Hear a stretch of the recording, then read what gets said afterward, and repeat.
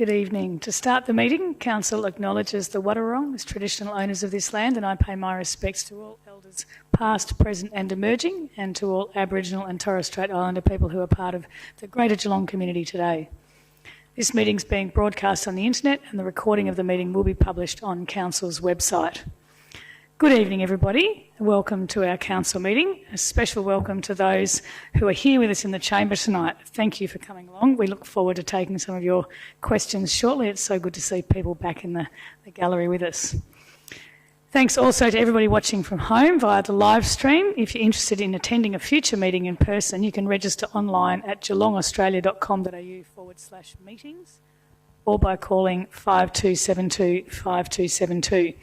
The registration process has been put in place to make sure that we adhere to our COVID-19 capacity restrictions for the City Hall room here. Now, we have a very busy agenda tonight, so let's begin with the meeting. We do have a number of important matters on the agenda, and I know that councillors will be keen to speak to every item for as long as they possibly can, but we do try and limit the time while we're all here in the room together, so I will be asking for everybody to strictly adhere to the speaking time limits, which are noted up on the big screen there. I don't think we have any apologies this evening, do we? I think we're all here, which is great. Leaves of absence. I've had a request from Councillor Murray for leave from the 12th to the 17th of April. Is there anybody else requesting a leave of absence tonight? No, thank you. Are there any declarations of conflict of interest in relation to tonight's agenda? Councillor Grisbeck's put her hand up. Madam Mayor, item 7, GMHBA Stadium, my direct manager is a trustee. I'll be declaring a conflict. And also item 19, which is the Geelong Major Events Committee. The proposed appointment is a colleague of mine at the TAC. Thank you, Councillor Grisbeck. That's noted. No other conflicts? No, great. If any do arise during the meeting, please make them known. Can I please have a mover and seconder to confirm the minutes of the council meeting held on the 23rd of February 2021? Moved Councillor Harwood, seconded Councillor Mason. Thank you. All those in favour? Carried. The next agenda item is the public question and submission time, which is probably why most of the people are here tonight, which is great. It is specifically available for questions and submissions rather than as a forum for discussion. And our policy provides for each person addressing the council to speak for 3 minutes, and we will try and keep the answers to that sort of limit as well. Questions and submissions provided in writing prior to the meeting will be considered first, and after that, anyone in the gallery will be given an opportunity to ask a question or make a submission. And I realise that there are a number of you tonight that are interested in decisions being made specifically on the agenda tonight and would like to talk about those. Because we are discussing those items later, we won't be providing an answer tonight, as it may prejudice the decision, but we are very happy to hear the points that you will raise. Questions that don't relate to items on tonight's agenda, and for those of you in attendance, your questions and responses will be read out shortly. It's also important to note that each councillor has read the questions that have been sent in. So for tonight's meeting, we've received questions from 6 community members.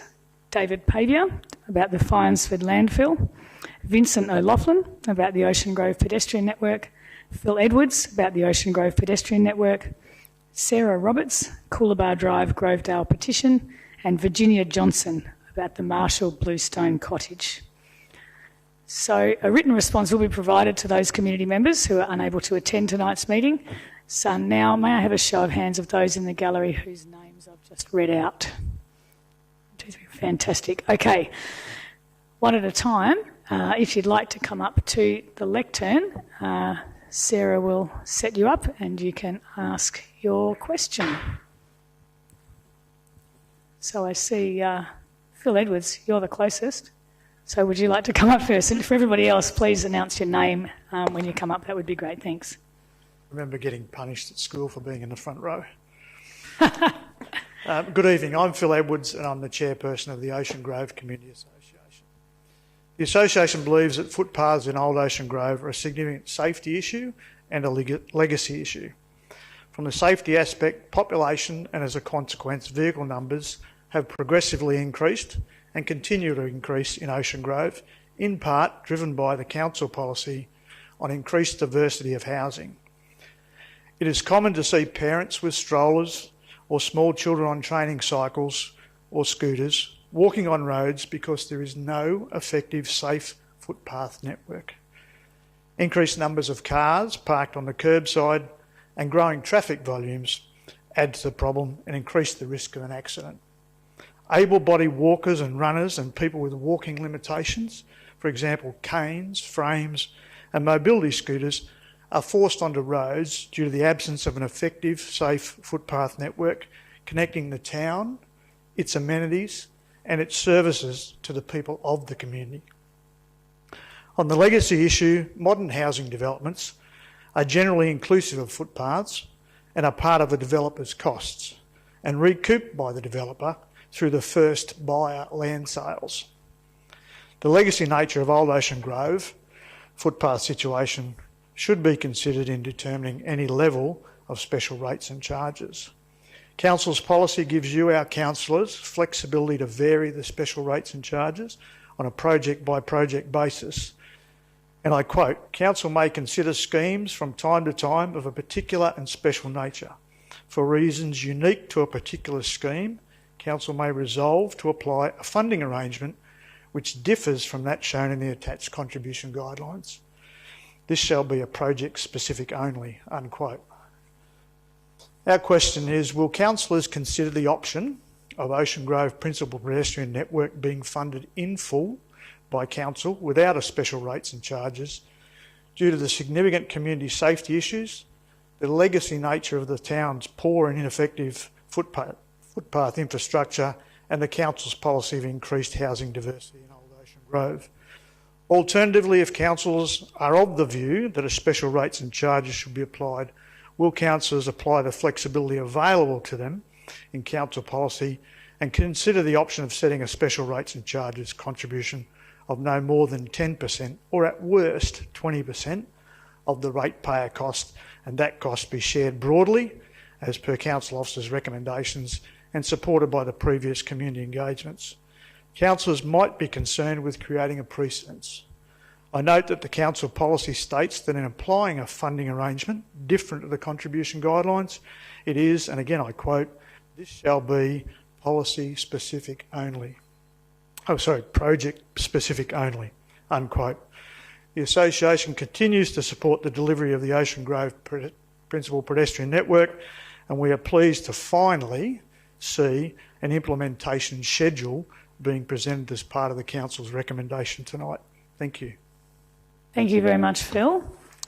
We do have our City Services Director, Guy Wilson-Brown, here, who can provide you with some answers to that.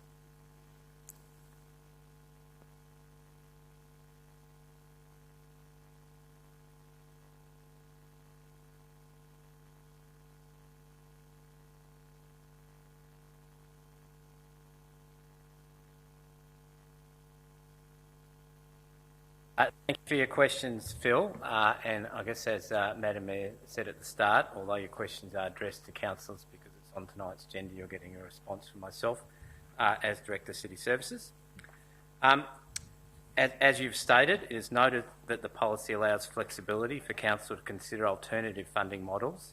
However, the majority of council schemes, including this one, are based on the contribution guidelines. The contribution guidelines in the council policy on special rates and charge state that the property owner funding contribution for a footpath special charge scheme shall be in accordance with the benefit ratio calculation or 50% of the scheme cost, whichever is less. The initial calculation in the report indicated a benefit ratio of 62% attributed to property owners, which has been adjusted to 50% in accordance with the contribution guidelines. In considering the report at tonight's meeting, it is for Council to determine if the scheme is to follow the contribution guidelines, and which is the officer's recommendation, or Council may consider alternative funding arrangements. So, thank you, Phil, and thank you, Madam Mayor. Thank you very much, Guy. Hopefully more of your questions will be answered in the discussion tonight, Phil. Now, I also recognise another person in the front row there, David Paley. Would you like to come forward and ask your question, given that you are number one on the list? Madam Mayor, now everyone has heard the story about the family who moves next to an airport and then suddenly starts complaining about the noise. This is a little bit different. The Finesford Quarry has operated as a landfill operation since the 1990s under a Shire of Bannockburn planning permit, which gave specific operating conditions. When we purchased our land in 2002, our inquiries suggested it would take about 5 years to fill the quarry, and once the quarry was full, landfill operations would cease. I have a number of questions for Council, and this has been a point of frustration for Finesford residents for nearly 20 years. Do councillors believe that any further expansion of the Finesford landfill operation is appropriate land use based on existing use rights? Now, why we've got to a point where there are existing use rights is that in around about 2004, an application was made by the landfill operator for a planning permit for the City of Greater Geelong. The minutes of the October 2004 meeting of this council moved for a planning permit to be granted subject to very strict conditions which were to be negotiated by the planning permit. It was actually quite a few years later that it came to the attention of residents that that planning permit had never been granted. By the time it came to the residents' attention, sufficient time had elapsed that the landfill operator could claim existing usage rights under the various sections of the Act. Now, existing usage rights usually mean that you have to abide by the original planning permit, and it's residents' concern that that doesn't seem to happen, that Mount Finesford grows before our very eyes. It expands ever upwards and outwards. The existing planning permit said that it shouldn't be visible from the roadway. Well, it certainly is. So there's all these other areas. When questions have been asked of planning officers, often the response is, well, there's existing usage rights. For certainty of residents, I think it's appropriate that we know exactly what those rights are. And it appears that council has had a number of different legal opinions, and I know residents have also, and there doesn't seem to be any clarity on this. And as a landholder, I want to find out, I want to seek clarity so I know how far Mount Finesford is going to grow. And the other issue is how wide, because on the southeast corner of the landfill owner's site is a couple of rural living zone areas, which the interpretation would be that the existing usage rights shouldn't operate over a rural living zone, but again we have no clarity on that area. If there is an expansion to that area, the issue for residents is that the landfill will be within about 50 metres of residential housing. I'll leave the other questions on notice. You've got that. I won't take any more of your time. Thank you, David. Very appropriate questions, and we know this has been going on for a long time. Councillor Harwood, would you like to? Sorry? I'll ask some of the councillors. Councillor Mansfield would like to have a comment, and I think Councillor Harwood as well. Okay, Councillor Mansfield. Thank you, Mayor Asher. Thank you, David, for your questions. This is an issue that during my time as a councillor has been ongoing, and a straightforward question, or it seems like a straightforward question about existing use rights has turned out to be incredibly challenging, but we are very aware of the issues. I think Councillor Murray and myself were down on site with residents maybe, it's probably 2 to 3 years ago, longer maybe, now, when we really started looking into these questions, and we are still trying to get some clear answers. I understand that we are waiting on some more legal advice subsequent to some questions that have been raised by residents yet again around this.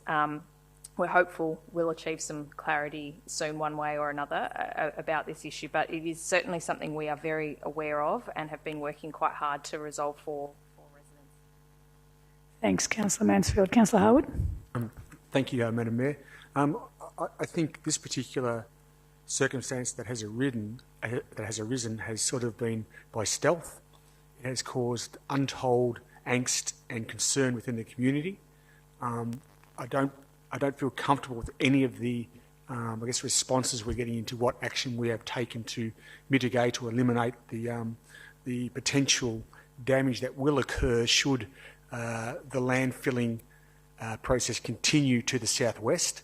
That would be undoubtedly the worst possible outcome we could be involved in. It would be an absolute disgrace on this council if that was to occur down in Finesford.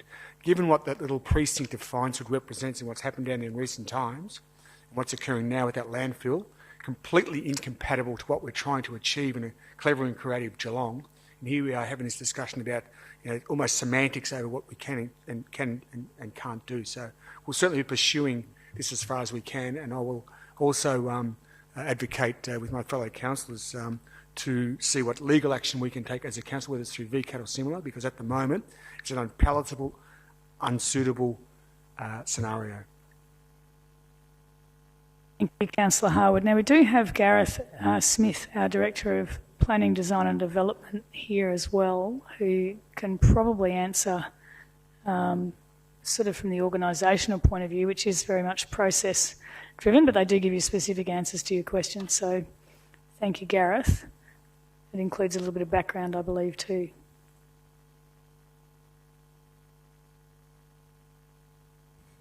Thank you, Mayor, and thank you, David. As the councillors outlined, certainly there has been going on for a period of time. The city certainly has put a series of frequently asked questions on our website and shared that with residents as well, which actually does provide some of the answers to the questions you raised. But as the councillors noted, certainly we continue to further explore those different options where we can ensure 100% certainty about how the rights for that landfill site. The city's also, the frequently asked questions we did develop were in consultation with the EPA, and we certainly went thoroughly through that, but also had some discussions with the operators themselves.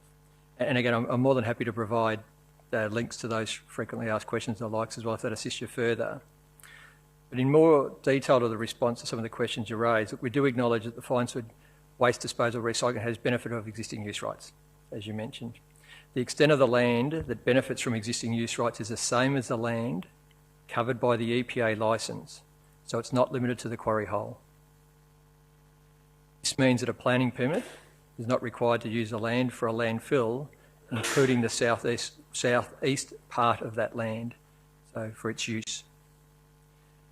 Earthworks that are referred to that have recently occurred in that area, to that southeast corner, do not, in our review, require a planning permit for those earthworks that have been occurring. With regards to the previous permit that existed, the conditions of the 1989 Shire of Bannockburn, as it was back in the time, planning permit are not enforceable in our view, those conditions. This is because the operator has not relied on the expired permit for within over that 15-year period.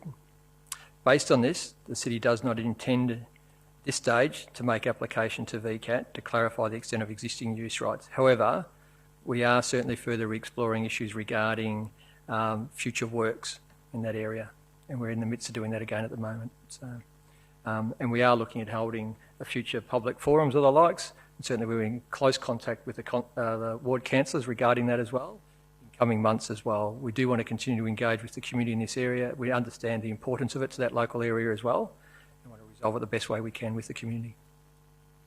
Thank you, Gareth, and I do appreciate that's not a perfect answer for you, David, but there is definitely attention on it, and there's definitely will at the council level to resolve it as well. So thank you for making the time to come in.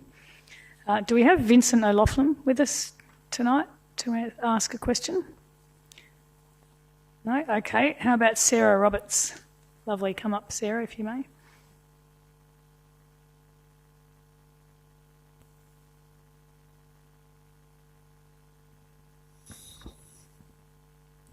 Thank you, Mayor Asher.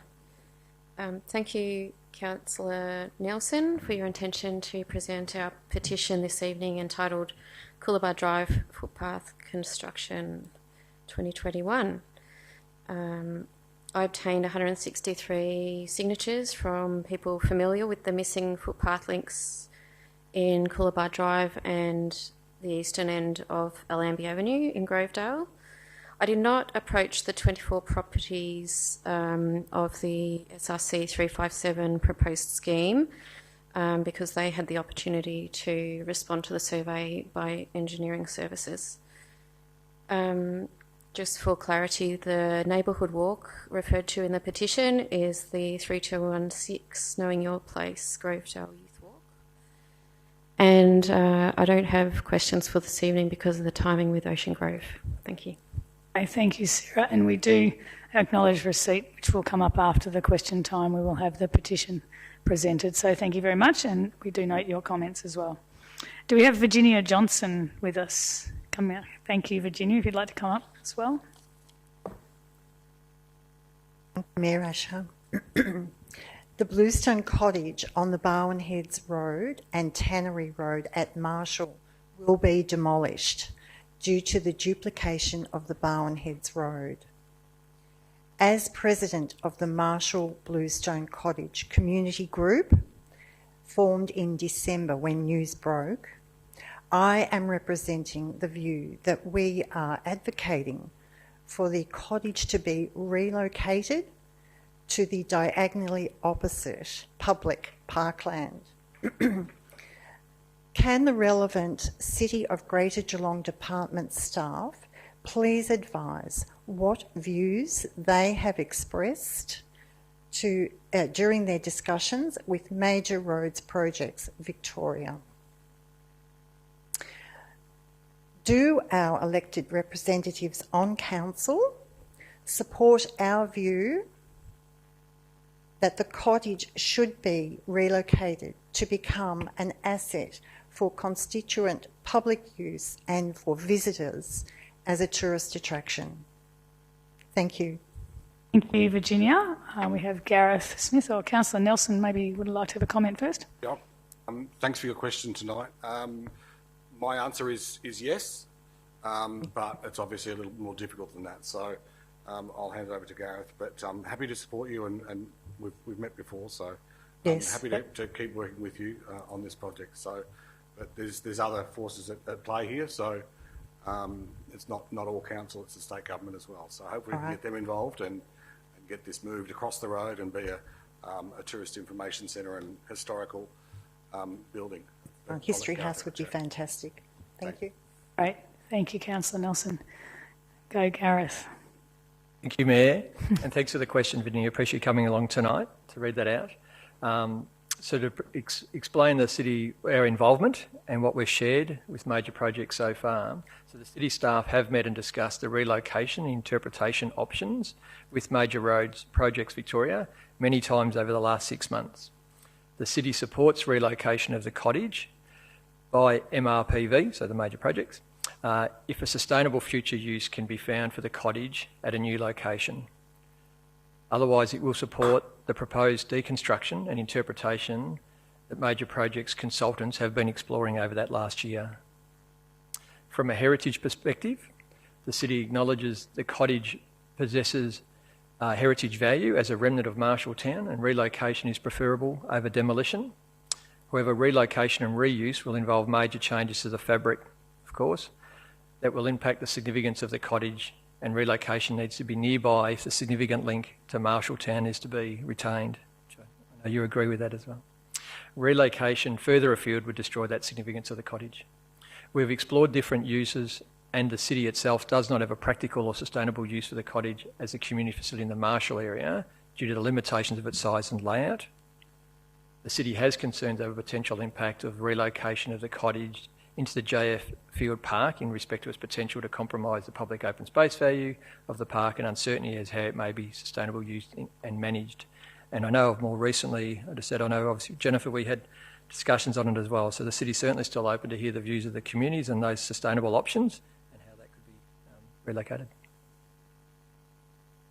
Thank you, Gareth. We will keep working on that one, and definitely. Councillor Murray. I attended the first meeting with you, Virginia, as the heritage portfolio holder, and it was quite informative. And you emailed me a couple of days ago, and I've requested a meeting with the officers, with yourself, and I think Jennifer was part of that as well. So that is still in play, so I think that is advantageous that we follow that through, and we still have the meeting with officers just to explain. And it's often easier face-to-face, perhaps around a desk where these things can be discussed. Yep, well said, Councillor Murray. Thank you. Question of Gareth? Yes. Sorry, Gareth, question without notice. What is the state government's position at the moment? On my understanding, they're open still to the options on a relocation, yes, and certainly wanting to seek the city's understanding of those options, particularly if it was to be in relation to land that we're responsible for, outside of those, yeah. Thanks. That's good.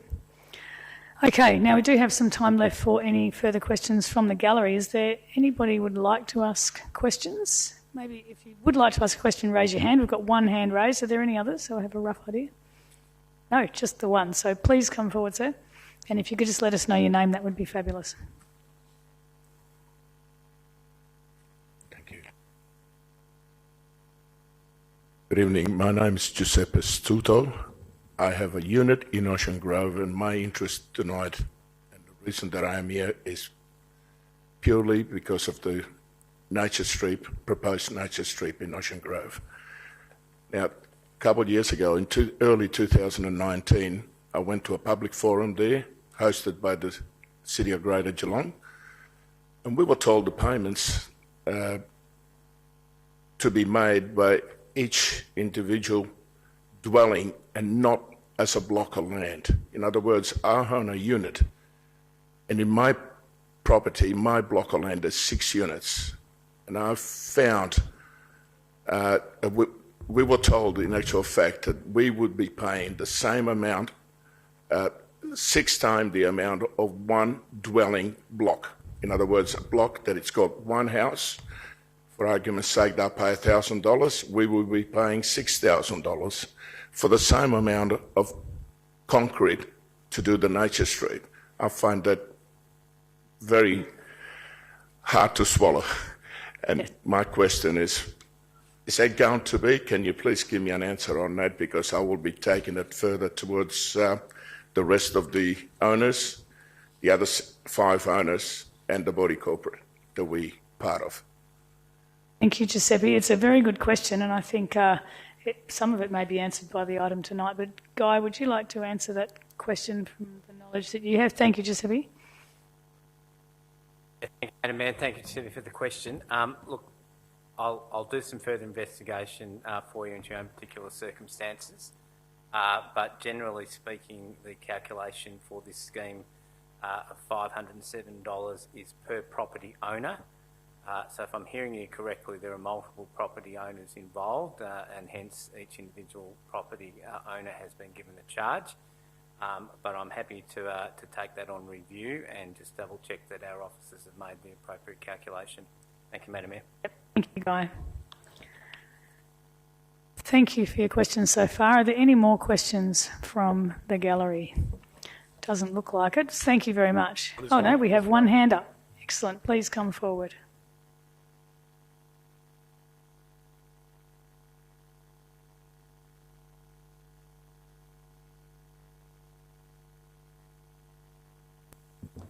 Good evening, everyone. My question is to the Can council. we please have your name? My name's Daniel. My question is to the entire council. I'd like the entire council to invite and recall their experiences for the during the March for Justice rally, which occurred last fortnight in Geelong. I think we might take that one on notice. We can probably. I'm inviting councillors as to recount their experiences. People would like to have a quick comment. They're more than welcome. I know that there was a few attendees. Madam Mayor, I didn't even hear what the gentleman March said. for Justice. If people would like to recount their experience with the March for Justice. Australia's undergoing a reckoning in gendered violence. It's a very important issue, as a lot of our councillors would know. If any councillors are inclined to have a comment, they're more than welcome. I know that there was at least 3 that attended. Anybody like to comment? Councillor Maloney, thank you for your question. Daniel, for your question. I was attending the March for Justice rally and I spoke at that as well. It was a very emotional experience for me because I'm personally affected by some of the things that have been happening at higher up levels of government, and I think it's a wonderful time for us to be reflective of what we can do to make an impact on this really serious and heinous issue that's shrouding government at all levels. So I take it very seriously. I found the march to be very emotional for myself, and I found myself thinking about what else I can do to make a difference, and I hope you did too. Thank you, Councillor Maloney. Anyone else? Councillor Mansfield.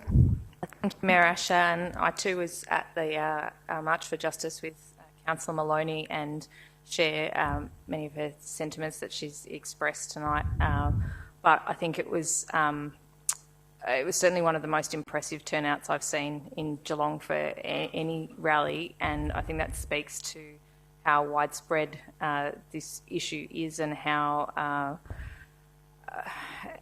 important it is for for everyone in our community to look at what we need to be doing, as well as what needs to change, from the top. What we all need to be doing to do more to address gender equity and gender-based violence. Thank you, Councillor Mansfield. Councillor Aitken. Daniel, look, I actually marched as a male and had the pleasure of actually also talking and marching with Belinda and Sarah at that event as well too. I strongly believe in what the community was actually asking for at that particular event. And in fact, it's not women or girls that need to change their behaviour, it's males that need to change their behaviour. So I certainly think that I had a very strong responsibility as a male to participate in that and try and encourage change in the male members of the Australian community. Thank you, Councillor Aitken, and I certainly echo all the sentiments that have been expressed tonight and fully supportive, and the conversation's only just started, I think, so may the momentum keep going. Councillor Mason. Thank you, Mayor Asher. I'd just like to add that I very much regret not being able to attend that march, but I'm pleased that my wife Lynn did attend and she told me all about it, and I very much support the need for cultural change in our community, and I'll be doing my best to support that change. Councillor Grisbeck. This might be putting the cat amongst the pigeons, but to be honest, I didn't actually know it was on. Maybe I'd been off socials for a little while, but I would have liked to have known that it was on. So I guess maybe I need to look a bit further of my social networks to get that type of information. So thank you for coming, Daniel, and raising that today. That's a very good point. Thank you, Daniel. Appreciate the question. Thank you for the councillors who attended. Yeah. I will make the point too that some people did have prior commitments as well, so just because you didn't attend doesn't mean you're not interested in the issue. Okay, the next item is petitions, and I do believe Councillor Nelson has a petition. Yes, I have a petition from Sarah Roberts, who I met with, Councillor Maloney and myself met with last week. It's not against the SRC in general with regard to footpaths, it's just the way it's charged, the way it's and this petition of around 300 people, is that right, Sarah? Around 300? 200 and 161 just calls for council to look at the way we charge the SRC. So, great. Thank you, Councillor Nelson, and thank you, Sarah, for bringing that forward. Through to me. Thank you very much. Okay, now we move into section B, the reports.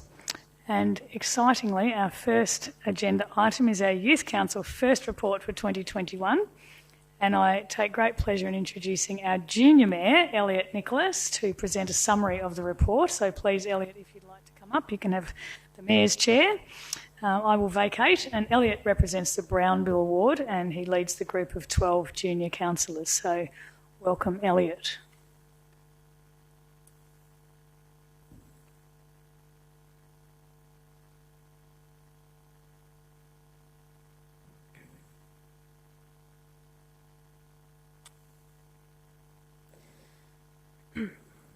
Good evening, Mayor Asher, Deputy Mayor Sullivan, councillors, council officers, youth council members and the community watching this meeting tonight.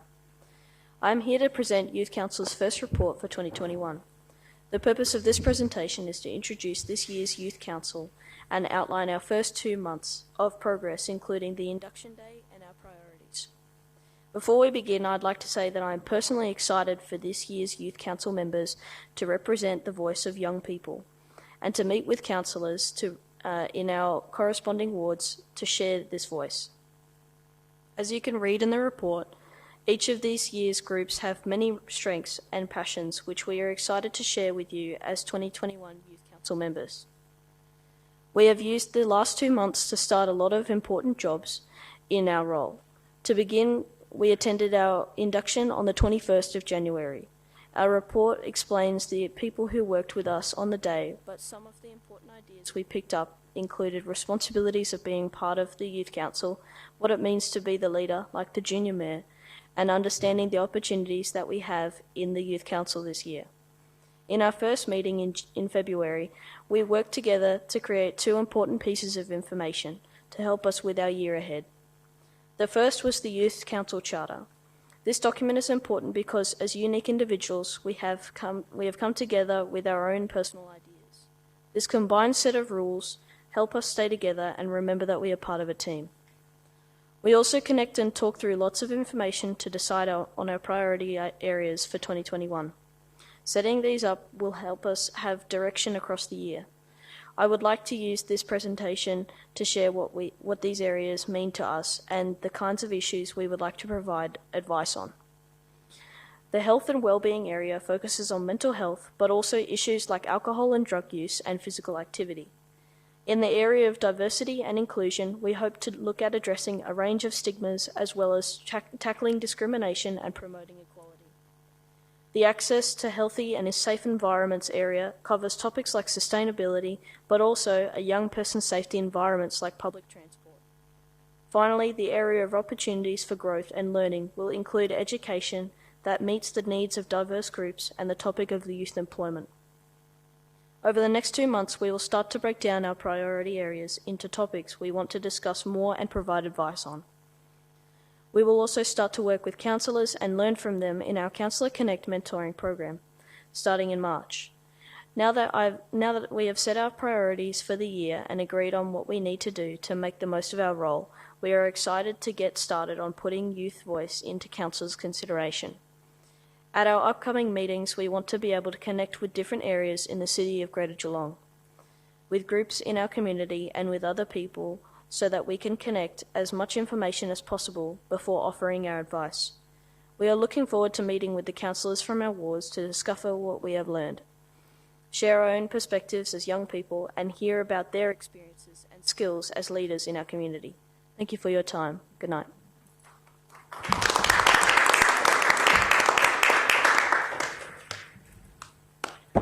Well done. Thank you, Elliot. Now, may I have someone to move? I think Councillor Mansfield will move this report, seconded by Councillor Mason, I believe. Thank you, Councillor Mansfield. Thank you, Mayor Asher, and congratulations, Elliot, and to all of the new youth councillors. This is our 3rd year of the Youth Council, and I think we're really excited to see another set of faces come in and set out their vision for the future of Geelong, and I found it wonderful to be at the initial orientation and induction session for the Youth Council earlier this year. I was able to have a chat to quite a few of them, and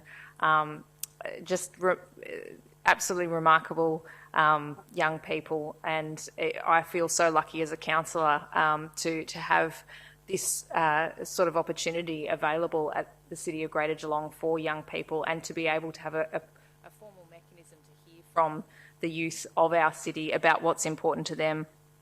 I think it's interesting at the moment.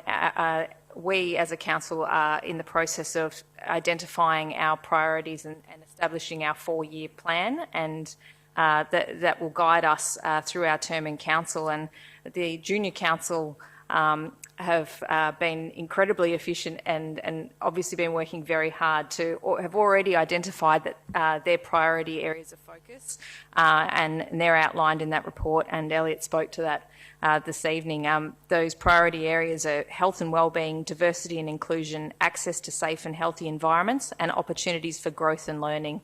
I think they are fantastic priorities that I don't believe are just those held by young people in our region, but all the members of our community. And I think they certainly resonate with me as a councillor, and they're a great reminder to us as a council about what's important to community members in our municipality. I really look forward to working with the Youth Council over this year. I'm looking forward to our Councillor Connect sessions, where we get to work more closely with our ward councillors. And I also hope that we can listen to and support you achieve your goals, and look at what we as a council can do to help you achieve them. Thank you, Councillor Mansfield. Councillor Mason. Thank you, Mayor Asher, and thank you, Councillor Mansfield. I too congratulate the Junior Mayor, Elliot Nicholas, on his first report, a very good report. And the Junior Council's really done a lot of good work already. And they've also set a good example, as Councillor Mansfield said. And they've really straight away moved into local youth engagement with other stakeholders, and even checking the nationwide youth survey and even looking at our council plan. So they've been really professional about their approach, and they've considered what they like, what they don't like, and what fits for them. And the 4 priority areas have been mentioned: health and wellbeing, diversity and inclusion, access to healthy and safe environments, and opportunities for growth and learning. These are all very important topics, and they're relevant to all groups in our society. So we're really looking forward to what you have, your inputs from the youth perspective. And so we look forward to your next report when you drill really much more deeply into that and come up with specific recommendations. And I'm sure they'll be great benefit for the great community.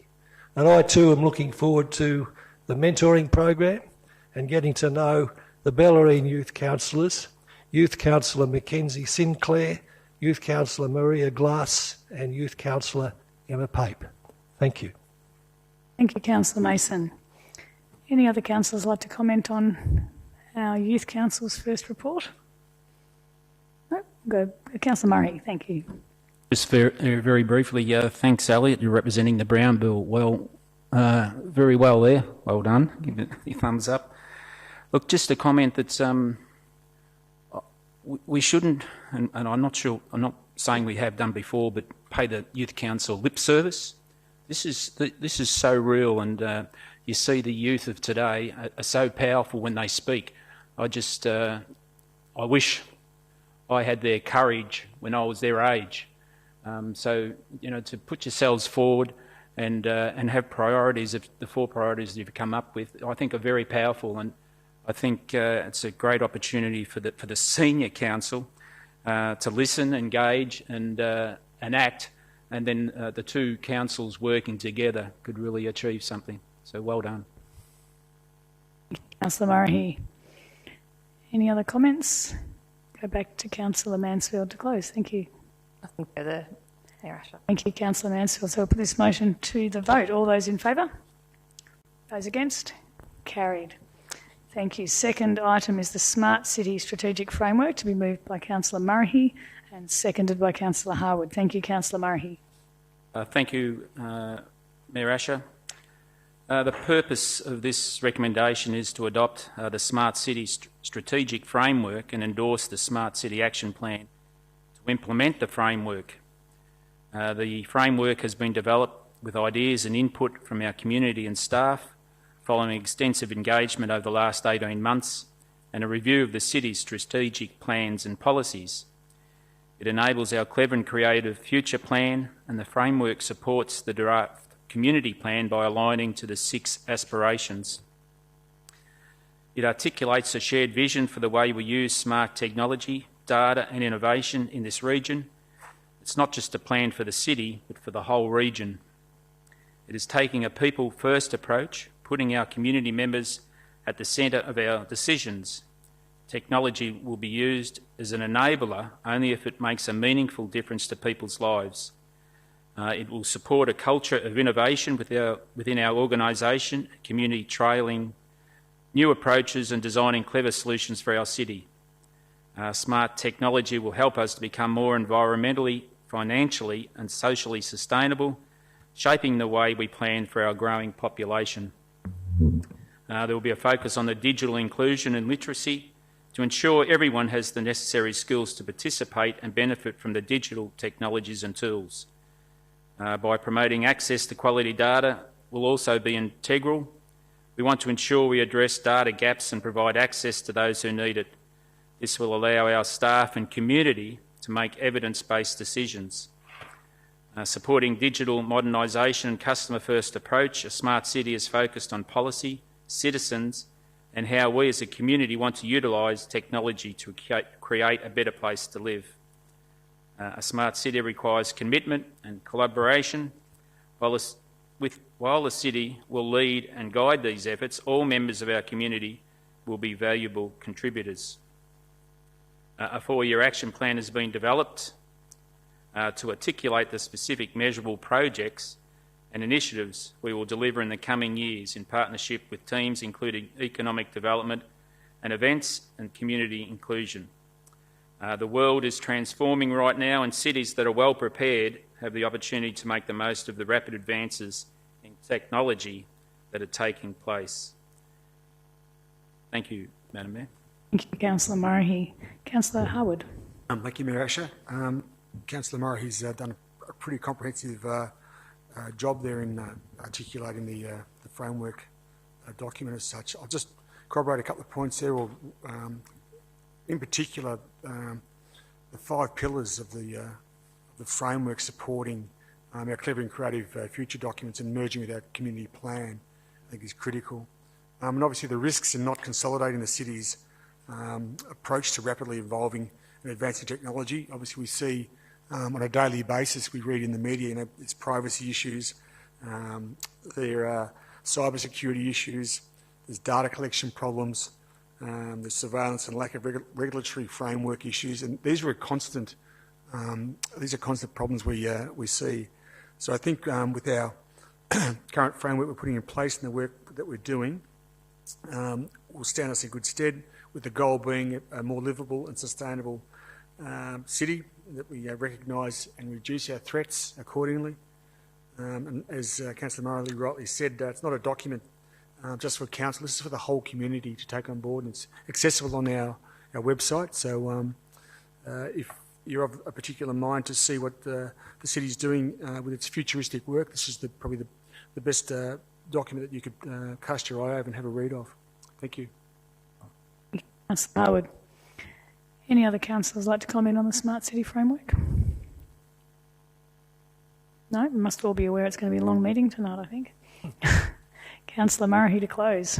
Yeah, thank you, Madam Mayor. Look, some of the initiatives are the free public Wi-Fi, CCTV network, smart lighting, the customer experience and digital modernisation program, the AR bollards, smart nodes, 3D digital twin, Geelong data exchange and more. And I'd like to give a good example of how this is working, and my fellow Brown Belt councillors be aware there was a lot of complaints over the last few years about hoon driving down at Limeburners Point. Well, CCT cameras have been installed and the hoon drivers almost stopped overnight. So those issues have, at the moment anyway, ceased.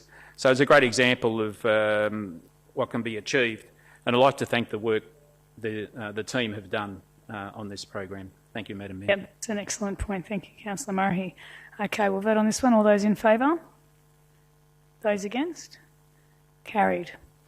Okay, move on to item 3, which I think is a few people in the gallery want to see this one discussed. The Ocean Grove Principal Pedestrian Network, the proposed footpath construction special charge scheme 354, the intention to declare. This will be moved by Councillor Mason and seconded by Councillor Sullivan. Thank you, Councillor Mason. Thank you, Mayor Asher. And thank you, Phil Edwards, and other Ocean Grove community members for your inputs and contribution to the community. I'd just like to say that this is a notice of declaration of intention only, and we still need to go through another phase.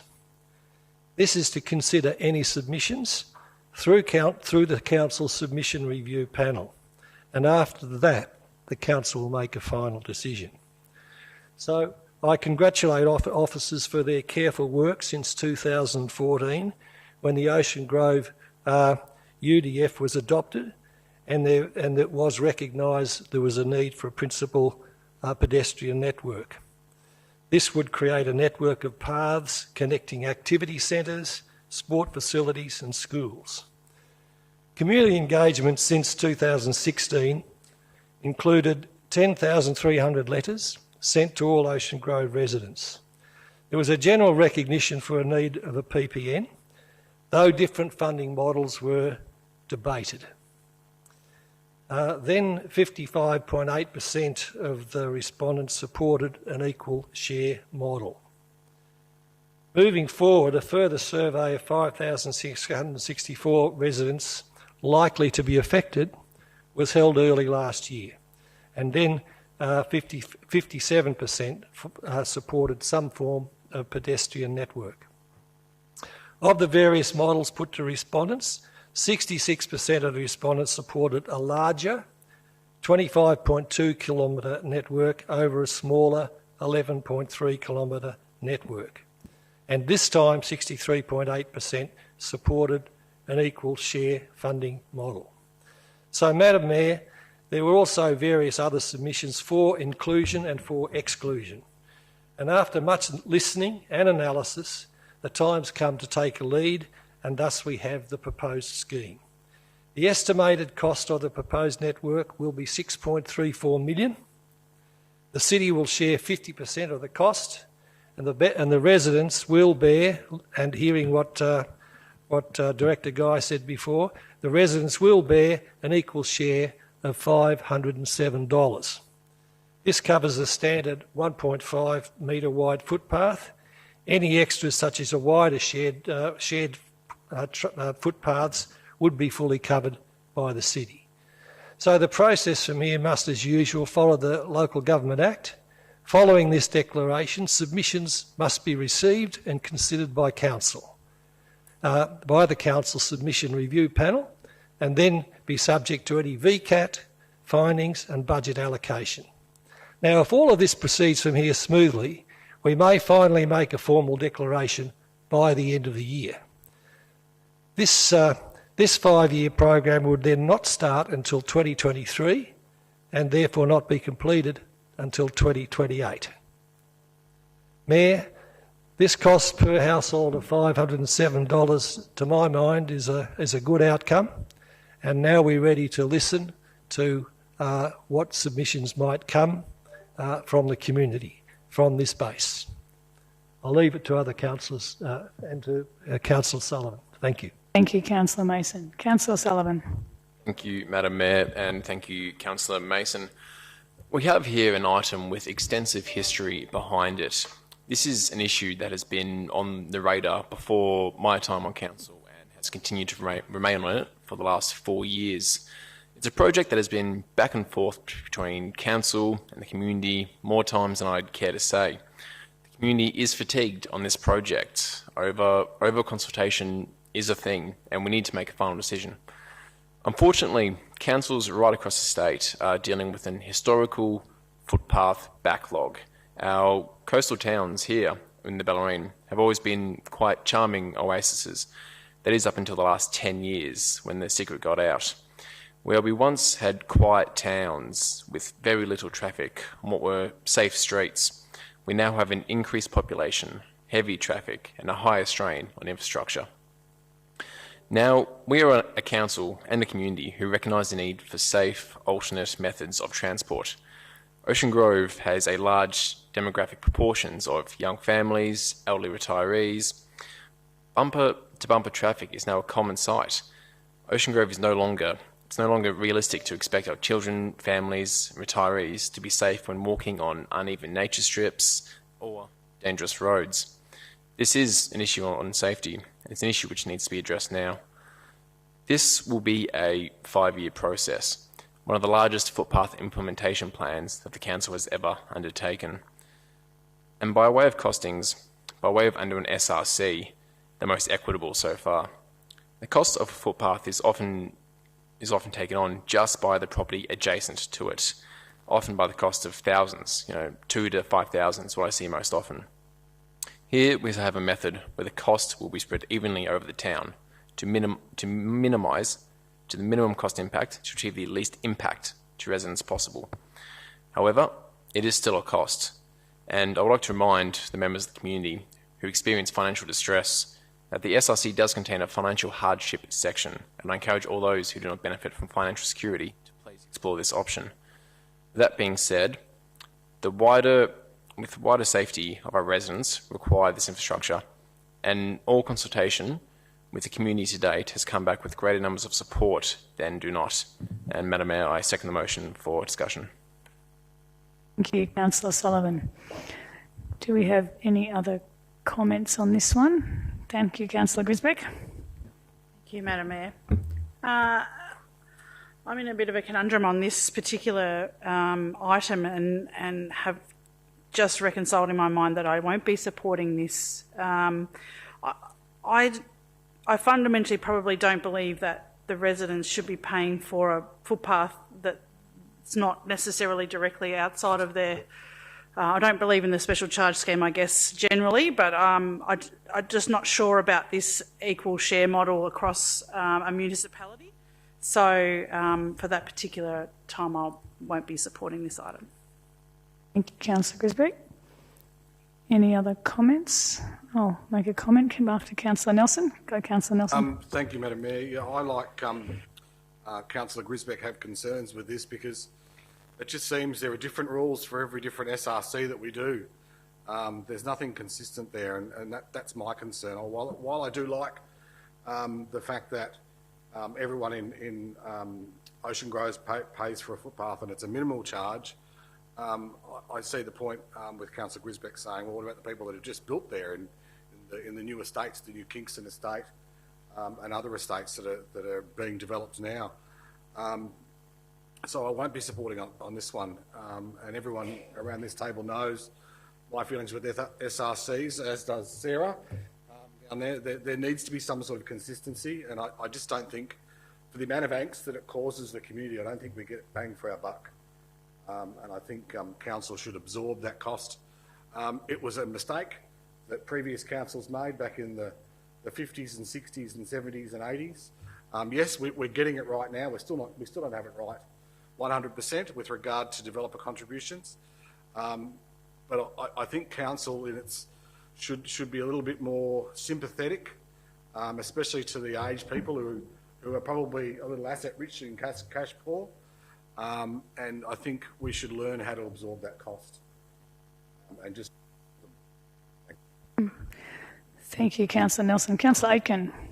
Look, I actually too sit in the no camp on this particular issue as well too, but my reasonings are actually slightly different. I actually have a historic connection with this particular issue in that when the City of Greater Geelong was reconstituted under councillors in 1995, I was actually part of that council, and this issue was actually quite divisive to the Ocean Grove community. They actually had a drainage and footpath scheme back in 1995 that was presented before council, and if I'm consistent, I actually voted against it back in 1995, and I appreciate that the officers and the community is trying to find a resolution to the community needs that exist, but it's still, this is actually a referendum in the community. The community is actually deciding whether they want footpaths or don't want footpaths,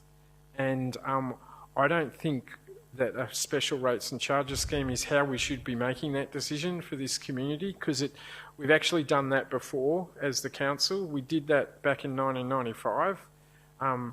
The council of the day actually supported a no decision back then, and I don't think evidence has been presented to me to be comfortable to change my position then to what it is today. And that is that I'm still not convinced that the broader community of Ocean Grove is supportive of transformation of its amenity. I appreciate the community has aged significantly, and footpaths do improve access for people of ageing status and also people with disabilities. But one of the significant unique characters of Ocean Grove in this particular area we're referring to is it doesn't have footpaths, and it actually has never had footpaths in terms of property development. And I don't think that it's convinced me that I should change that position that I had back in 1995, Mayor Asher. Yeah. Thank you, Councillor Aitken, and I must say I'll say my bit now because it does follow pretty much the complexity you've just described, as my fellow ward councillors have explained very well, this motion's about declaring the intention to charge people for footpaths in Ocean Grove, but Councillor Aitchin's just made the point the issue is pretty complex. It's way more than just one question here. Now, I live in Ocean Grove, and I have asked if I have a conflict on this because it's very close to home, quite literally. And for at least the 20 years that I've lived in Grove, it's been a vexing issue. But I've checked with our governance manager, and Sarah assures me it's not a conflict of interest, but I did struggle because I can see that there are so many different viewpoints about it. And yeah, it's certainly been an issue that's gone on. And the upshot is that the footpaths that weren't mandated in the original development of Ocean Grove, the township has grown around that. The place is bigger, it's busier. There are some that want footpaths for safety and convenience, as Phil's pointed out.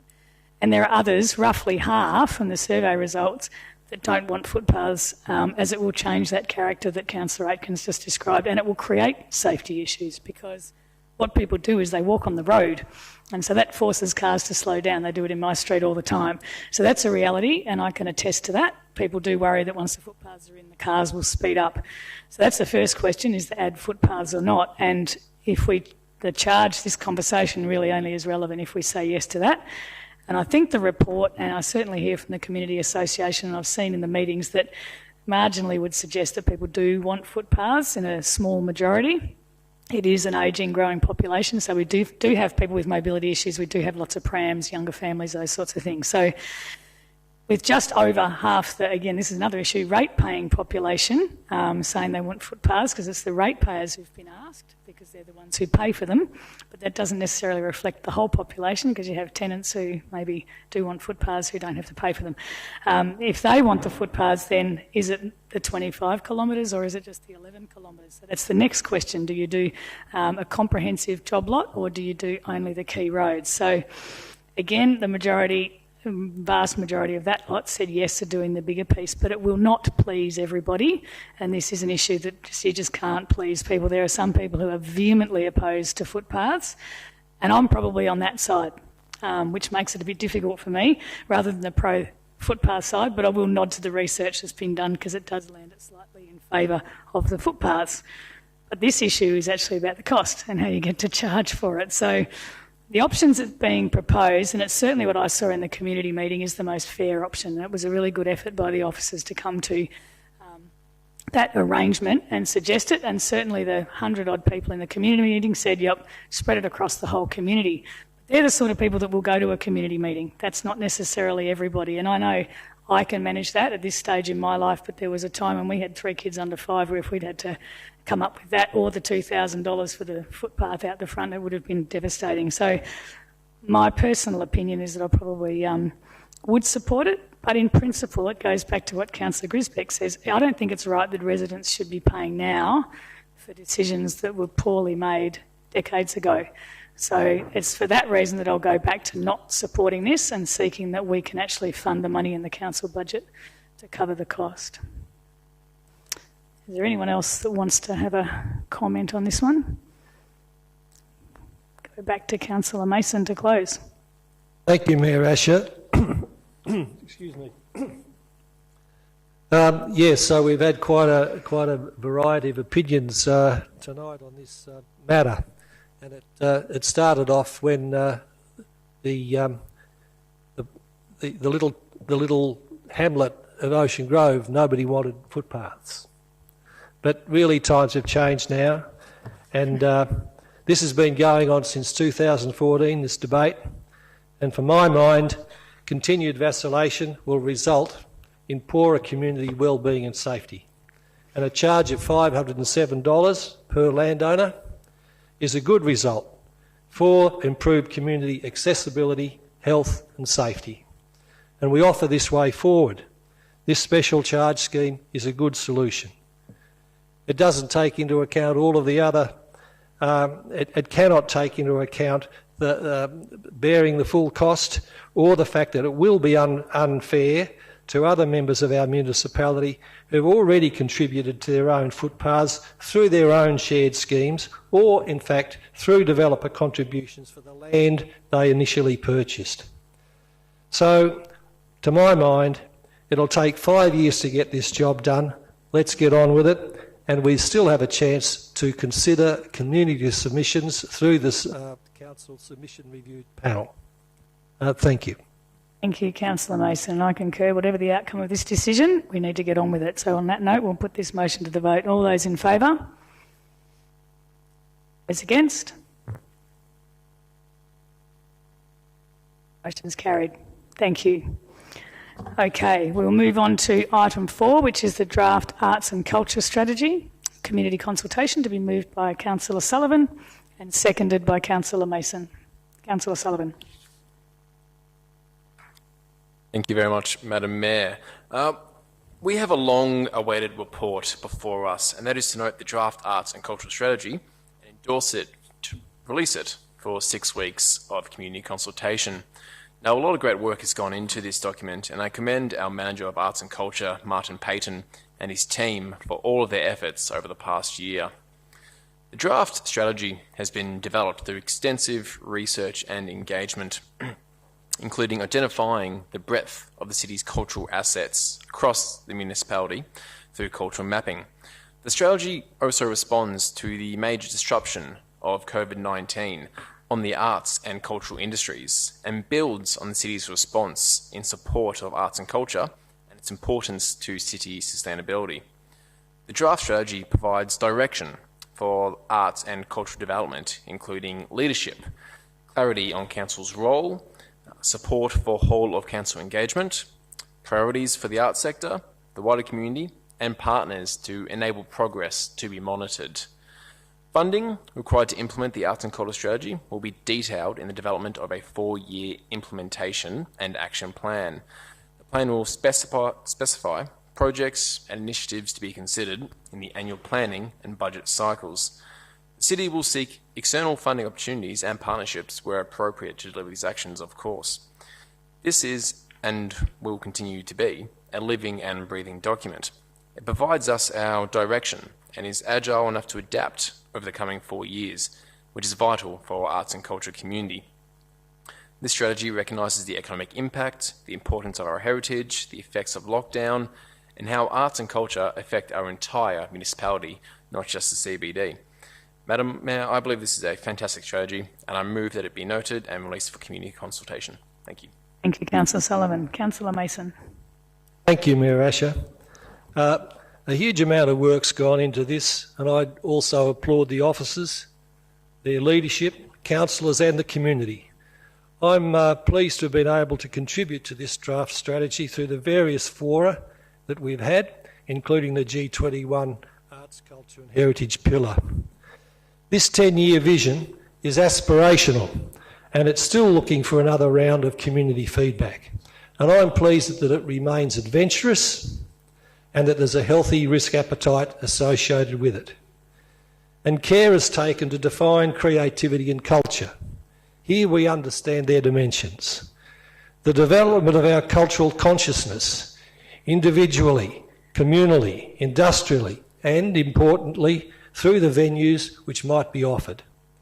The draft strategy outlines 4 core pillars, these being growing the arts, caring for culture, creative partnerships, and leading and communicating culture.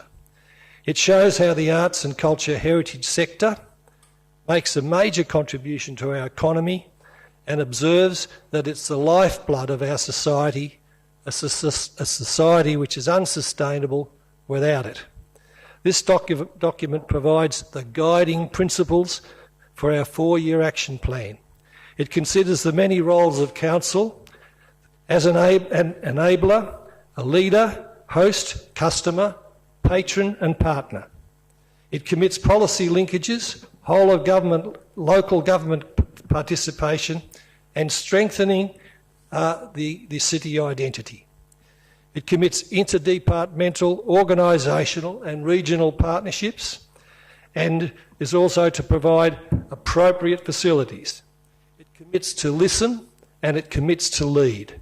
Mayor, listening comes again with the next round of community consultation, and leadership will be energised by the inspiring list of 21 references in the document. Please take a look. Many of these references are focused on our region. Thank you, Councillor Mason. Councillor Aiken. Thank you very much, Mayor Asher. Look, I endorse the words of my two fellow councillors, but this is now going out to community consultation, and I'd actually hope the community elevates a priority that I actually see is deficient in this strategy, and that is we do not have a proper collection management system in Geelong of our collections. And we need to use this document to elevate the priority of that as a council strategy going forward. The reality is that the Ford motoring collection is now dispersed and it's across about 4 different sites sitting in storage, and Detroit has told the custodians of that particular collection that if you do not find a home within 12 months, we will be requesting that that collection be crushed. And I would be heartbroken if in 2025 it will be 100 years since the Ford Motor Company first opened in Norlane, and I would be devastated if we lose that significant part of our industrial heritage in the city of Greater Geelong. I'm also concerned that our Indigenous artefacts and cultural collections that we are now discovering and also have currently discovered does not have a proper home, does not have a proper means for display, and does not have a proper capacity to educate the Geelong community about our First Nations people and the Indigenous lifestyle that existed for up to 50,000 years within this region. I'm also concerned that the James Harrison collection that exists in the Geelong community as well too has no proper home, has no focus as well too, and there is an opportunity, I believe, with a much more strengthened arts and cultural strategy, that if we identify that a major responsibility of ours is to do something about collections, its management, and its actually participation. It's not just about artworks that are on the wall, and I congratulate the Geelong Art Gallery for being the custodian for that for well over 100 years. But there are these other significant collections that exist, and they do deserve homes, and they do deserve spaces to be displayed for the broader community. And I hope that through this consultation process that people use this document to highlight the priority that's needed in those areas. Mayor Asher. Thank you, Councillor Aiken. Any other comments on this one? Councillor Contell. Just very briefly, Madam Mayor. Yes, just on the back of Councillor Anthony Aitken's comments, I was going to mention that the other collections that we really need to be considering are our maritime collections. There is a lot of focus and interest in those, particularly currently with the works and the discussions that are occurring around Osborne House. And there's been quite a number of organisations that have been contacting myself, and I know that some have contacted you as well, Madam Mayor. But this is a great opportunity for members of the community to contribute to the discussions and the future strategy. And it shouldn't just be those that are considered to be part of that arts world, because as you're aware, we've now established the arts, live entertainment and hospitality portfolio. Rhone was a perfect example of that, where through the exhibition, it generated so much stimulus in Little Mallup Street that night, with people going to see the exhibition and flowing on through to the hospitality venues. There was music that was written by locals for the exhibition as well, and so it's a whole industry. So we need to be looking at that very holistically, which I understand that we do. The other area that needs further focus, and I know it's been mentioned by Councillor Harwood, is also our street art. We've been talking about that probably for a good decade. And with COVID and the experiences that we've had with the pandemic, people are looking at different ways of being entertained and entertaining themselves. And certainly that open air opportunity is one that people, I think, will cherish going forward. So that's another area that needs to be focused on. So I'm really hoping that we get some great feedback from the community on this future strategy. Well said, Councillor Contell. Councillor Murray. I really just want to speak in support of the others that have spoken in relation to this strategy. I think it's an exciting moment tonight that this is released out for public consultation for 6 weeks. There's been over 1,000 individuals who have had some input and engagement to this point. So another 6 weeks for those again and others to be involved.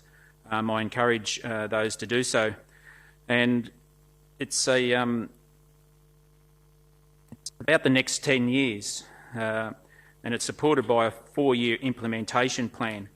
And I think that there's the word leadership has been spoken about in relation to this strategy, and I think that is so true. That we know that Geelong relied on the manufacturing over a long period of time, and then the education, health, and tech, and even sport.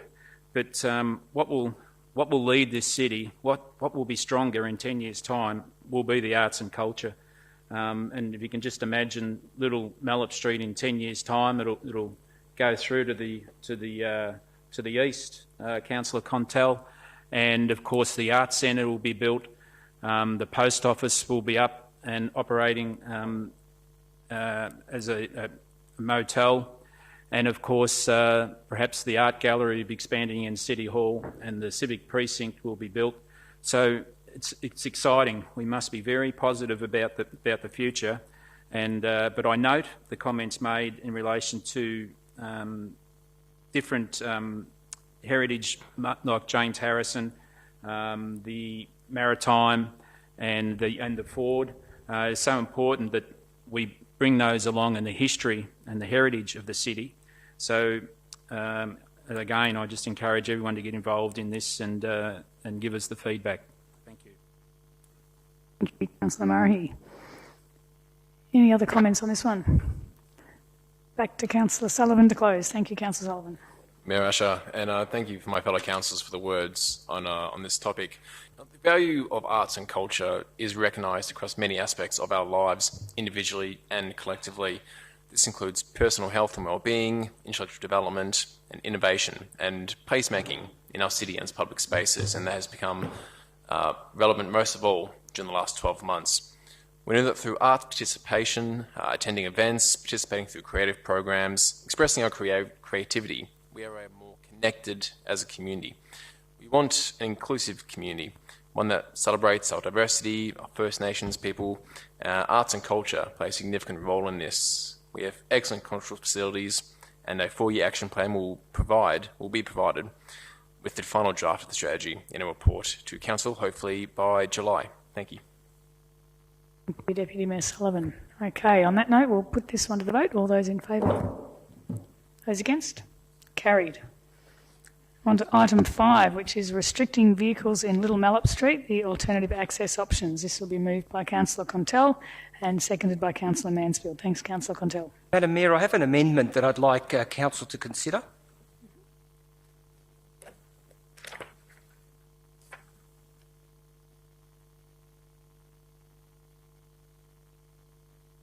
Thank you, Madam Mayor. You happy for me to start talking on it? Yep, you can read that out, and then your time doesn't start until Okay, you want me to read the amendment out? Yes, please. Right. The amendment is that the report should detail options to permanently close off Little Mallup Street to vehicles between Shorts Place and McClarty's Place, and Shorts Place and Denny's Place. So essentially what we're looking is for some solutions there to support increased utilisation, activation and pedestrian safety.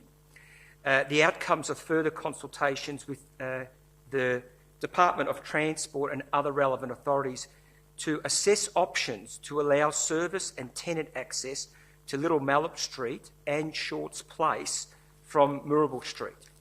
And in addition to that, Madam Mayor, it's requesting the Chief Executive Officer to undertake an urban design review of the pedestrian vehicular requirements to best utilise and activate the precinct, including Little Mallup Street, this is the east side of Moorabool, central between Moorabool and Yarra Streets. This review should consider the potential closure of Little Mallup Street to vehicles between Moorabool Street and Rock O'Cashel Lane, the outcomes of the Central Geelong Planning Framework and other related strategies, and inform the development of the Market Square Master Plan.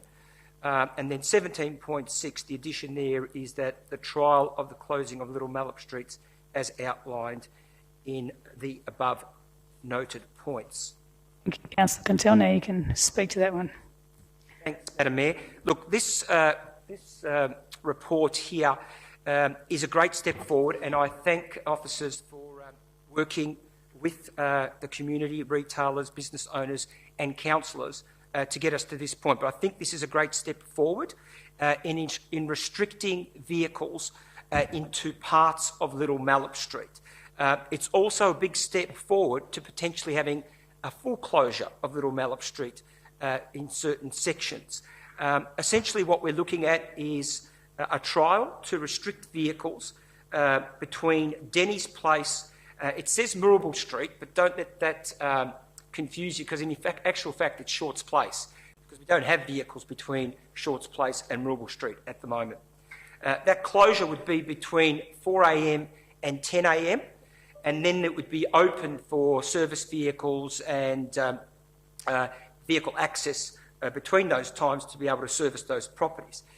Retailers and business owners will also have a code, because the street will actually be closed with electronic bollards, and then those retailers in that area will be able to access that in case of emergency or other throughout those periods where it's closed. But what I'm most excited about is, and pleased about, is that, first of all, it's a step forward to us having our first permanently closed al fresco area in Geelong. That's always been our intent and my intent. It also addresses some of the really serious safety issues that we currently have with buses, Uber drivers, all manner of vehicles driving down Little Mallup Street when it's busy on a Friday and Saturday night, sometimes because they're just lost. They don't realise that it's not a through road. And that's causing real concern, particularly how narrow that street is. It will help enhance and revitalise the CBD. But what's exciting about the amendment, which I think will be supported by most here, is that what we're asking officers to do is to use this trial period over the next 12 months to see if there are some solutions that might enable us to fully close off Little Mallup Street in the future between either Shorts and McClarty's or Shorts and Denny's. And there could be some different options there. But equally work with the Department of Transport to see if we could have some limited access from Moorabool Street into Shorts Place to help service the back end of those buildings on Moorabool Street, and also allow us to activate that section between Ryrie and Little Mallup, which will be an exciting precinct.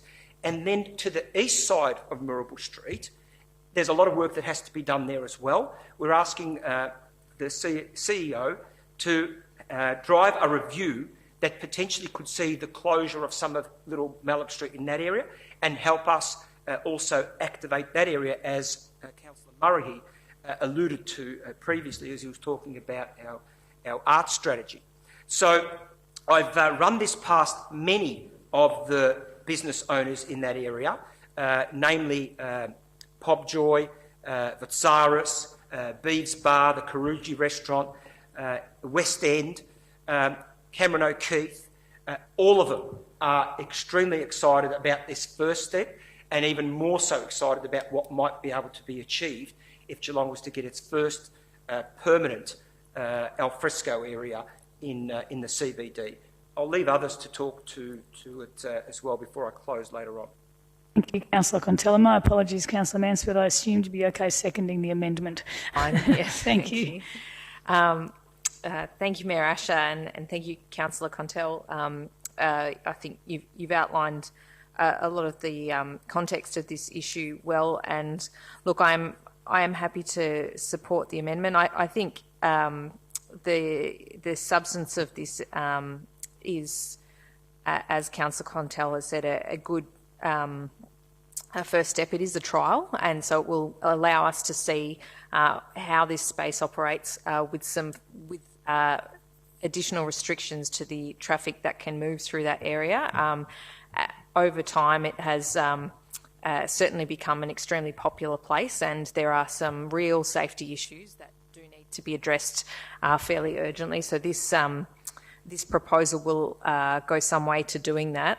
I've mentioned this before on a number of issues, but a lot of the difficulties arise with these sort of things because we're not designing the city from scratch. We're retrofitting spaces, new spaces, new uses for spaces emerge, but then you're faced with other challenges, such as the pedestrian car conflicts we see in that space now. We have an opportunity perhaps for permanent, some permanent al fresco. We can see that, but the difficulty arises in that there are still properties that will need some form of vehicular access, and the options for that are fairly limited because we're constrained by what's already there. So I know there's been a desire to look at access from Moorabool Street. This has been investigated, and at the present time it's not viable for a whole range of reasons that are outlined in the report. But this has been looked at, but I appreciate the intent here to look further at that, particularly when we take a more holistic view of the precinct, the mall area, and some of the other development that's going to take place there. So there is more work to be done. It does need to be looked at in a more holistic manner, and look at some of those other projects that are being undertaken within Central Geelong. I'll look forward to seeing the outcome of the trial. I would encourage all of those who are either businesses or users of the space to provide feedback about how you think the trial is going, and certainly there'll be an opportunity, I imagine, towards the end of the trial to provide some formal feedback. So we'd really like to hear, because we want to make this work for everyone, for the whole community. Excellent point, Councillor Mansfield. Councillor Nelson? And Councillor Harwood. Sorry. Go, Councillor Nelson. Thank you, Madam Mayor. I certainly support Councillor Quintel and Councillor Mansfield's plan to open up or close off, whichever way you want to look at it, that part of Little Malp Street. I'm certainly supportive of having a hardware lane in Geelong. I worked in hospitality for about 25 years, so I really support that industry. I think they do it tough. It's a young person's game, and anyone over the age of 50 that's still in it, I tip my hat to them, because it's a hard slog. And if we can do anything to assist that, I think that's great. It would be, as most people around this chamber know, as everyone around this chamber knows, I think that Little Malp Street should be the green spine, because this is where our cultural precinct is, right here. So we shouldn't have cars here. We shouldn't have cars further down. We shouldn't have cars further down Little Malp Street. This is where our green spine should be, and hopefully, as Councillor Murray he said a few weeks ago, maybe we should have two. That might be the case, but I think this is a chance for this council to work on this and make this a real good space for pedestrians. And maybe we could get the Upside Down building as a museum, and that'd be a good place to store the Ford artefacts and the James Harrison artefacts, because I think that would be a good place for that artwork and collections, and that would add further to this cultural precinct. So I just want to support Councillor Quintel in his work to pedestrianise and hopefully fix up that part of Little Mallet Street, but also across the way at the mall there. There's a lot we can do there by putting shop fronts on the back side of Market Square. We can encourage small little pop-ups to have there, and also encourage the shops on the other side, on the south side, because at the moment it's just derelict and no one wants to be there. So fully support Councillor Quintel. Well said, Councillor Nelson. Thank you. Councillor Harwood, and then Councillor Aitken. Thanks, Councillor Harwood. Mayor Asher, I just wanted to make the comments in relation to, I guess, the Little Mallet Street precinct, and also the work we're looking to do here to get better access for the pedestrians and I guess those enjoying the environment down there. It's also considering conjunction overall is the laneway strategy, which we've been working on for, I don't know for how long, years and years, and then some. And we've not really nailed it. We've had a lot of, I guess, discussions about how it might look, and we've looked at the Guff building. I'm not even too sure where that is today. I think a few of us have just sort of scratched our heads as to one day it'll just open magically. I don't see any other way to how to explain that. I just hope it does, because that is a key access point up Denny's Place there. And if we don't have key access points and extend those, we can't expect Little Mallet Street to do what we want it to do, to be free-flowing, to have people coming and going in safety, if we're only doing it in small bites. We've been at this for a while, and again, I just think the laneway strategy is a key part of this discussion. And also, there may be unintended consequences for those in McClarty Place who actually live there and have their vehicle access down McClarty Place off Little Mallet Street. So again, that needs to be considered, and it brings back the old chestnut of, well, why doesn't McClarty Place run through to Mallet Street where it should? That's a whole nother, kettle of fish right there. But it's not to say you don't continue the discussion with the owners of McClarty Place by any stretch. One day they may change their mind, and one day council may change their attitude to that area. But I just would like to see the conversation still work in conjunction as a whole, not just in small sections. We might fix one section, but we may actually not fix it. We may create a problem in another section if we're not careful. So overall view, and we could get a great result through there. Thank you, Councillor Harwood. Councillor Aitken. Yeah, look, the point's been made by other councillors, but I just want to re-emphasise it as well too, that this is actually a good example of changing your lens. If the lens was focused on, Little Mallet Street West, and essentially saying, well, you can't drive cars from Moorabool Street into it because it's going to disrupt the traffic flow in Moorabool Street, and it's practically impossible. So we've come up with a temporary solution which has time restrictions on it. This is a good example where you actually move your lens to a higher level, and if you actually lift your lens to a higher level, you actually see that if you include the mall in your development ideas and access ideas for Little Mallet Street West, that lens actually gives you other opportunities. And of course, what's being suggested here is if you actually close off the mall to exit into Moorabool Street, it actually opens up the opportunity that you might be able to open up access to Shorts Place from Moorabool Street.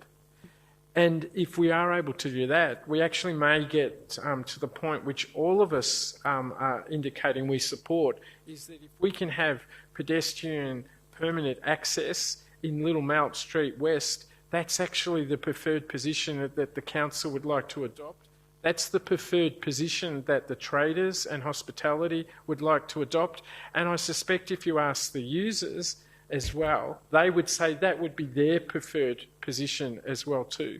So I support that we've shifted our lens to a higher level to actually try to look at some alternatives to actually reach the conclusion that all of us would prefer to actually have. So I thank that we're going to trial what was the small lens option, but we are going to use the big lens option to actually look at a more permanent solution to this site location. So I strongly support the recommendation that's before us.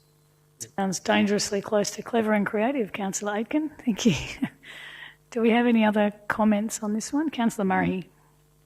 I probably perhaps want to step back a little bit and say thank goodness we've got to this point. Because we've certainly been procrastinating on this for quite a while. In fact, on the 12th of December 2017, we adopted the West End Action Plan, and part of that was the create plaza space and limit vehicle access to allow more alfresco activity. That's in December 2017, and it's come before us on perhaps 3-4 occasions, and it's my belief we were probably in this, we could have implemented these bollards. The bollards have always been there, implemented perhaps 12 months ago. But the work's been done, and I say thank goodness, because we've been at this a while, that there's some real positive action now, is the closing off Little Mallet Street and investigating the possibility of access to the rear of those buildings on Moorabool Street, which would be great for those buildings themselves and for vehicle and pedestrian traffic. So It seems to be we've been going around in circles on this, but finally I think we've taken a step forward, a big step, and there's still other steps to take. I think the issue with Little Mallet Street, and I've been there on a few occasions over the last couple of months myself, it's such a success. It's with vehicles, and you're right, they do get lost. The Ubers, and there was a bus one night, Councillor can tell, they get lost. It's a safety issue, but the biggest issue about not closing it off, you need the emergency vehicles to be able to access it. So it's damned if you do and damned if you don't. But hopefully we've got to this point now that we can move forward, and I look forward to whatever the CEO brings back, and this could continue further with a bigger lens. Thank you, Councillor Murray, and very well timed as well. Do we have any other comments on this one? Okay, back to Councillor Contell to close. Thank you. Thank you, Madam Mayor, and thanks for everyone's comments. Look, I don't necessarily agree with Councillor Murray's comment that we've been procrastinating. I understand where he's coming from, but had we adopted the solution that was put to us just prior to Christmas, it would have actually been the wrong call, in my opinion. But I do think that this one here is a better outcome. But I understand where Councillor Murray is coming from. I would like to thank Tim Ellis, who has helped us get to this point, and Tim certainly worked with me over the last couple of weeks on the amendment, so I really appreciate that, Tim. Look, Little Mallet Street, hopefully, is the entree into allowing us to continue to expand on some of these initiatives with laneways. And Councillor Harwood and Councillor Aitken, I'd refer to Meatloaf. You took the words right out of my mouth, in fact, with some of those comments around the laneways. Closing off permanently between Shorts and Denny's or Shorts and McClarty's would really allow you then to expand on that laneway initiative. It was a great little article in the Herald Sun just last week, Eat, Play and Stay Geelong Getaway, and it talks about Little Mallet Street. And so it really is starting to get some great airplay.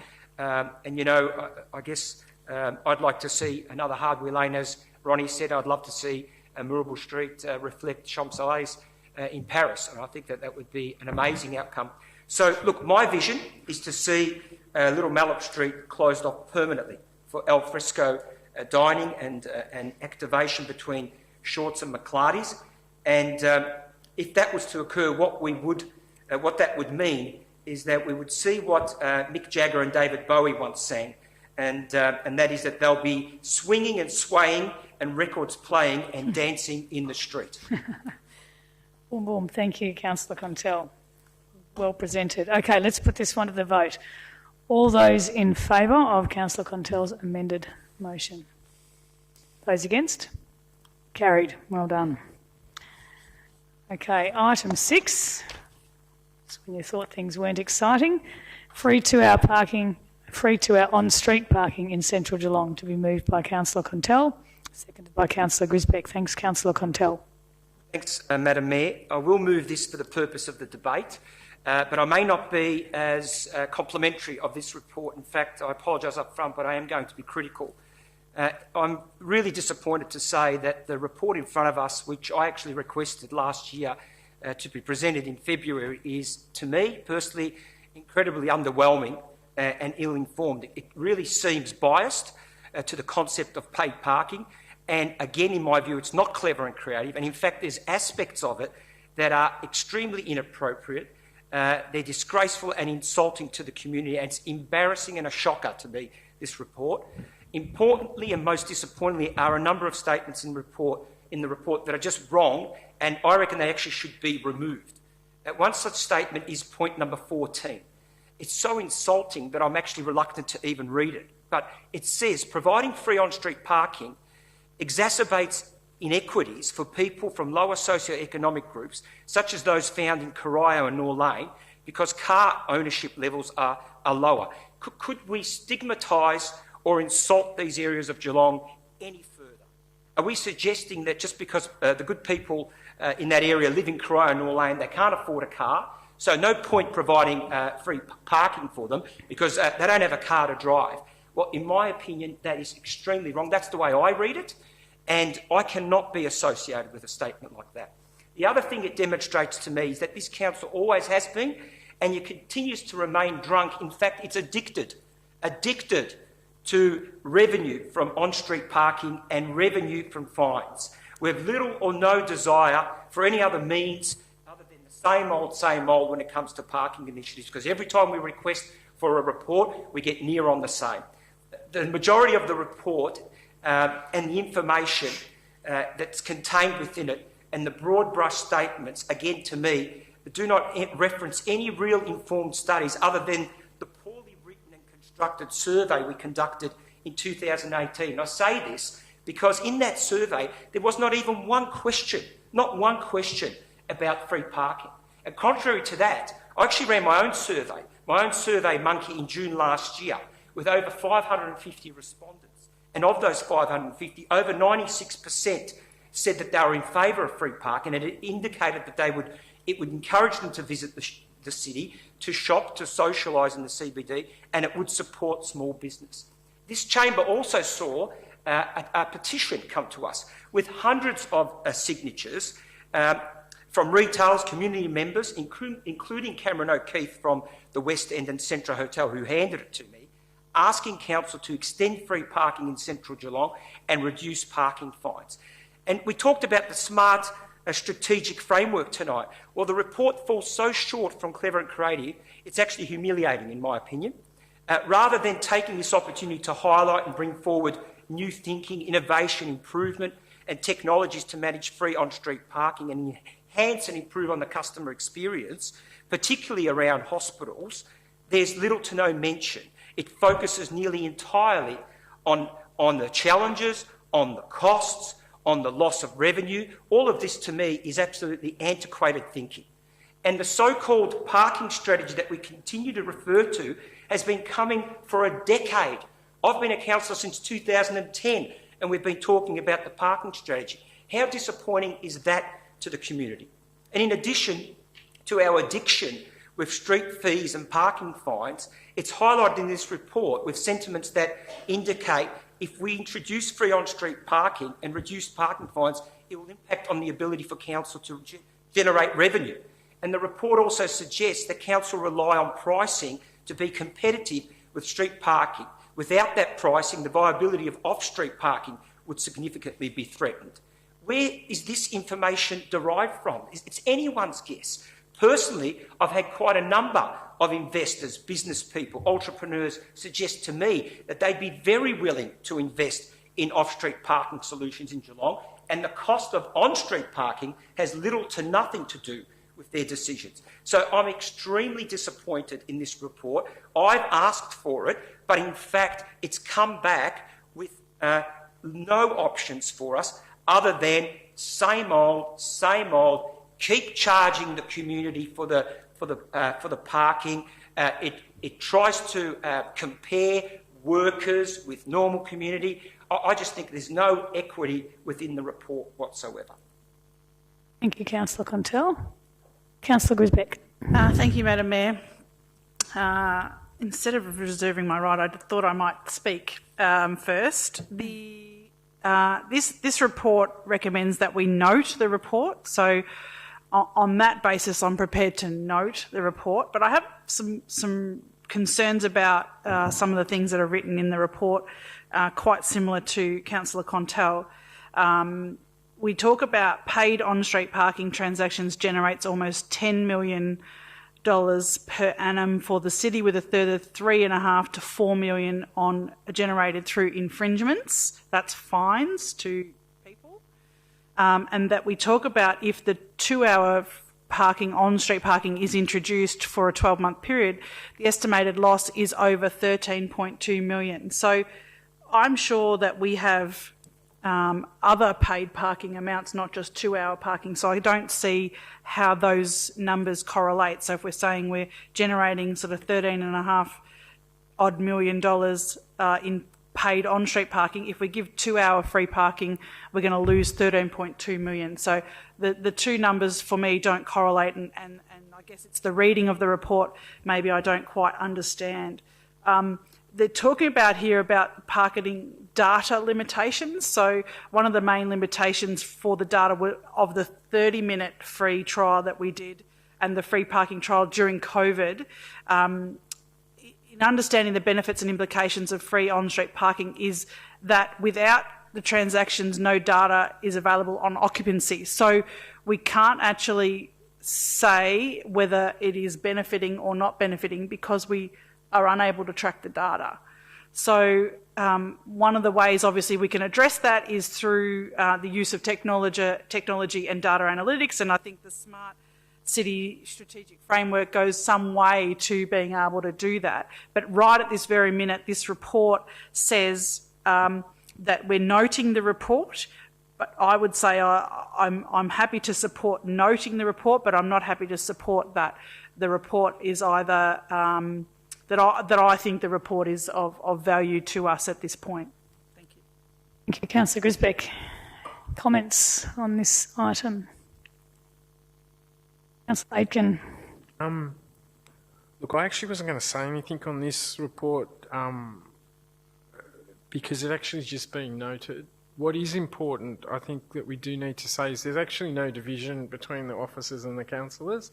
This is actually just an opinion piece that's been presented to the council group. And as Councillor Grisbeck has said, we're actually not being asked to make a decision or make any major strategic output associated with it.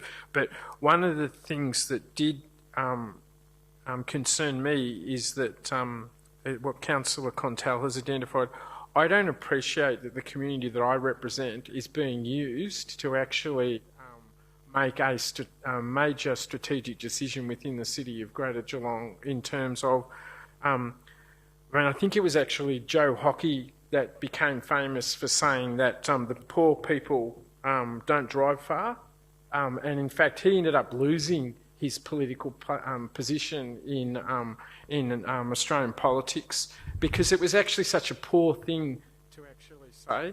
And it was, Councillor Contell is right, that for the community that I represent, it's actually insulting.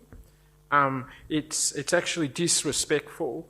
And it really is scornful abuse of officers to actually put forward that proposition as they have in this report. And I hope that the CEO actually is listening to what we're saying tonight so that when reports are presented before us that they don't do that again, because it certainly undermines the value of any work that they do by actually using that proposition as they have in this particular report. So I thank Councillor Contell for highlighting that, and certainly I strongly support that my community would not accept what's actually been said in this report about them. Thanks, Councillor Aitken. And I will note that this is unusual, I would say, in terms of quality of reports as well. I think, personally, I don't support noting the report. I think we need a better standard. I agree with what Councillor Contell said. I think it is a negative and quite a biased report. And it's actually clearly not what Councillor Contell requested.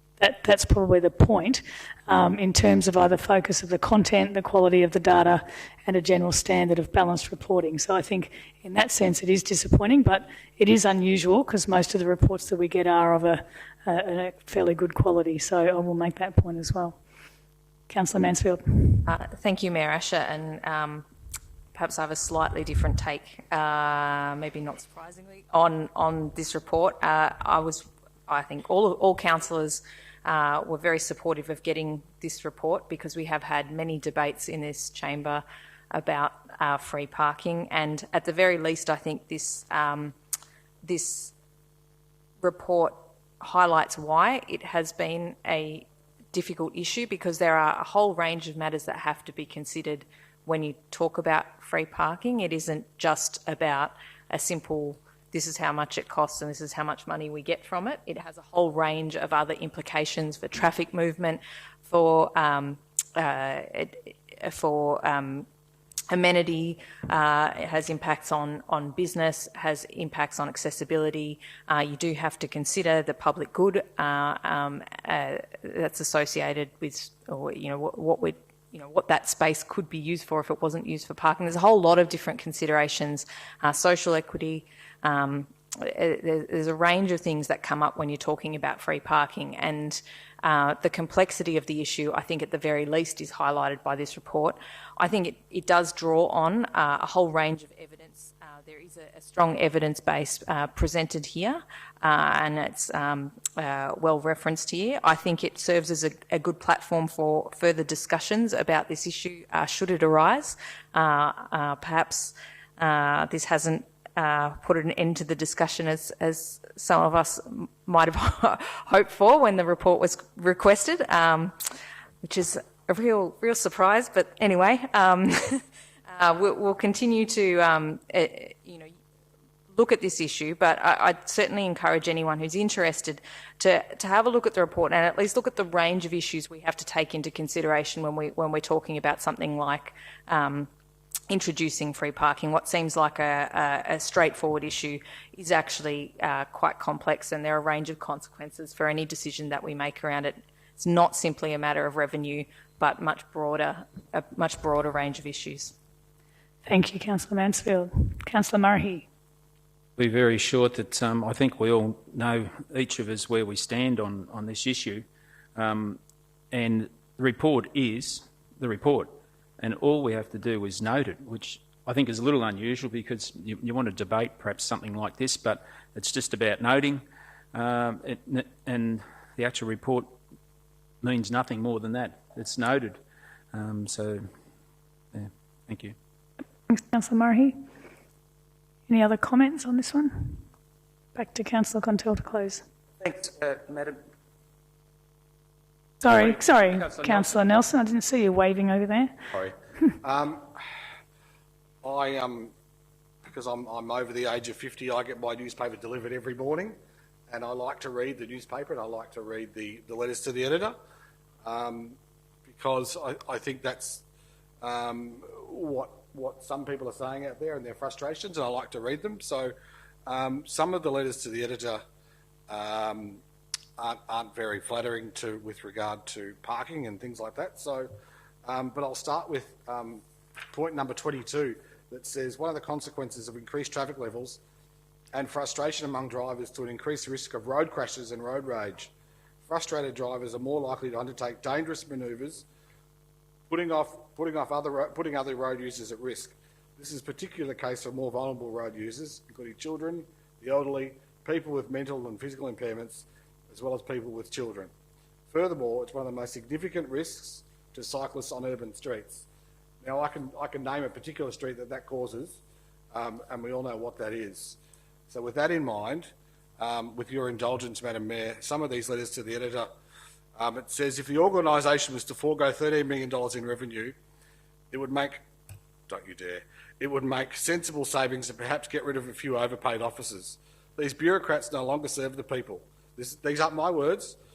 If the City of Wyndham can have free parking across the entire municipality and still slug businesses only half the commercial rates of other businesses, the City of Greater Geelong has a lot of fat to trim. And just one other. If council didn't stuff up the traffic flow through Geelong, there wouldn't be any congestion. Free parking isn't going to make the situation worse. Now, they're only two of many letters to the editor, and that's the general vibe of those letters to the editor. So I think, yes, the report is for noting, but the community are asking for free parking, and that is complex, yes, but I think it needs to go in hand in hand with off-street parking, which council should or should not be a part of, but that's a topic for another debate. But I'll finish on the problem we're having with all this stuff is that the public transport is so dismal in this town that people are forced to drive because public transport is so bad. And until we fix that, we're not going to fix this problem here. Agree. And that's beyond our control. Councillor Nelson. Mr. CEO, Martin, what would you like to say? Thank you. My words, Martin. Thank you, Mayor. Rarely do I need to speak, but in support of the officers, we know this is a very passionate topic. We believe we've delivered a report that sets out both the benefits and the implications. I understand there might be certain paragraphs in there that people disagree with. I understand that. We work really hard to produce these sorts of reports. this has not been produced lightly or flippantly. It is obviously a position that we think fairly represents where we sit in regards to parking, but we do understand that there are differing opinions around this. We have done our best to try and produce a report we think is reasonable in the circumstances, but I do note the comments from councillors in regards to their perspective on this. Thank you, Martin. Okay, if there's no other comments, Councillor Contel to close. Thanks, Madam Mayor. Thanks for everyone's comments, including the CEO's. Look, I can't simply just note a report that the community is telling me they don't agree with, and I don't feel comfortable with that at all. The lack of reference material that I refer to is in regards to the broad brush statement simply put by Councillor Nelson. Was one there in specific terms where, to me, they're throwaway lines. The recently formed Geelong CBD Engagement Task Force were generally united in their views and supported the extension of the 30-minute free on-street parking. And Madam Mayor, I've been continually encouraged by all areas of the community to continue to push for free parking, on-street parking, including and particularly around hospitals. I've carried out my own significant research through surveys, listening posts in the street, door-knocking residents, speaking to business owners and retailers, social media feedback from the council assembled CBD task force, and also reading petitions that have come to this chamber.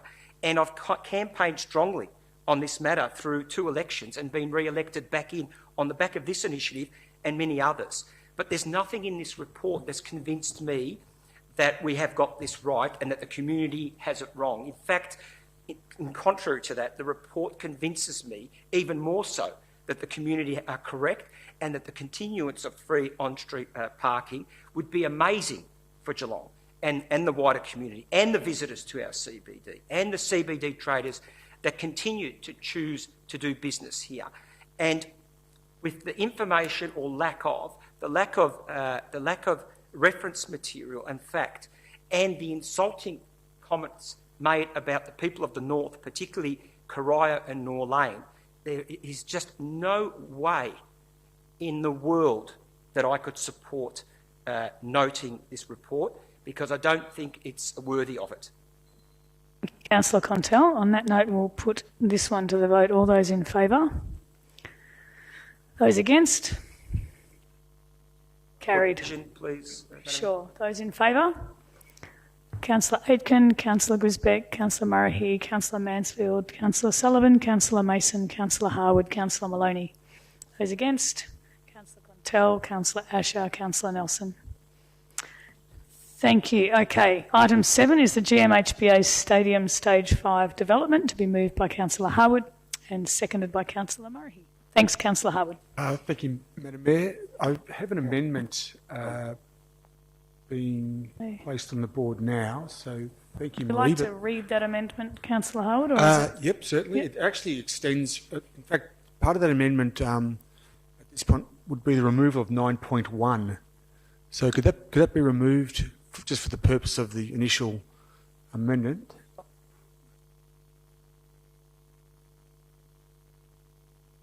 So the amendment, as we see, is 9.2, which was the original 9.3, original 9.4, which extends slightly. 9.2 becomes 9.1? Correct. 9.3 becomes 9.2, 9.4 becomes 9.3. Okay, great. And, sorry. I was missing more than 9.6. Oh, I think it's further down. I think we're going to get to it, hopefully. I've sent it to Marie. Hopefully she's cut and pasted it.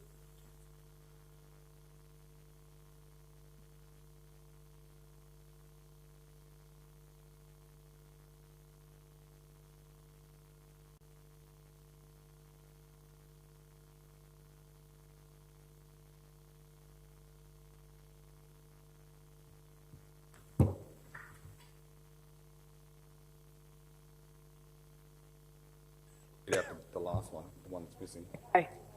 Well, we can, if everyone has a copy at this point. Do they? Do they? Don't. So we'll It hand might them just out. help.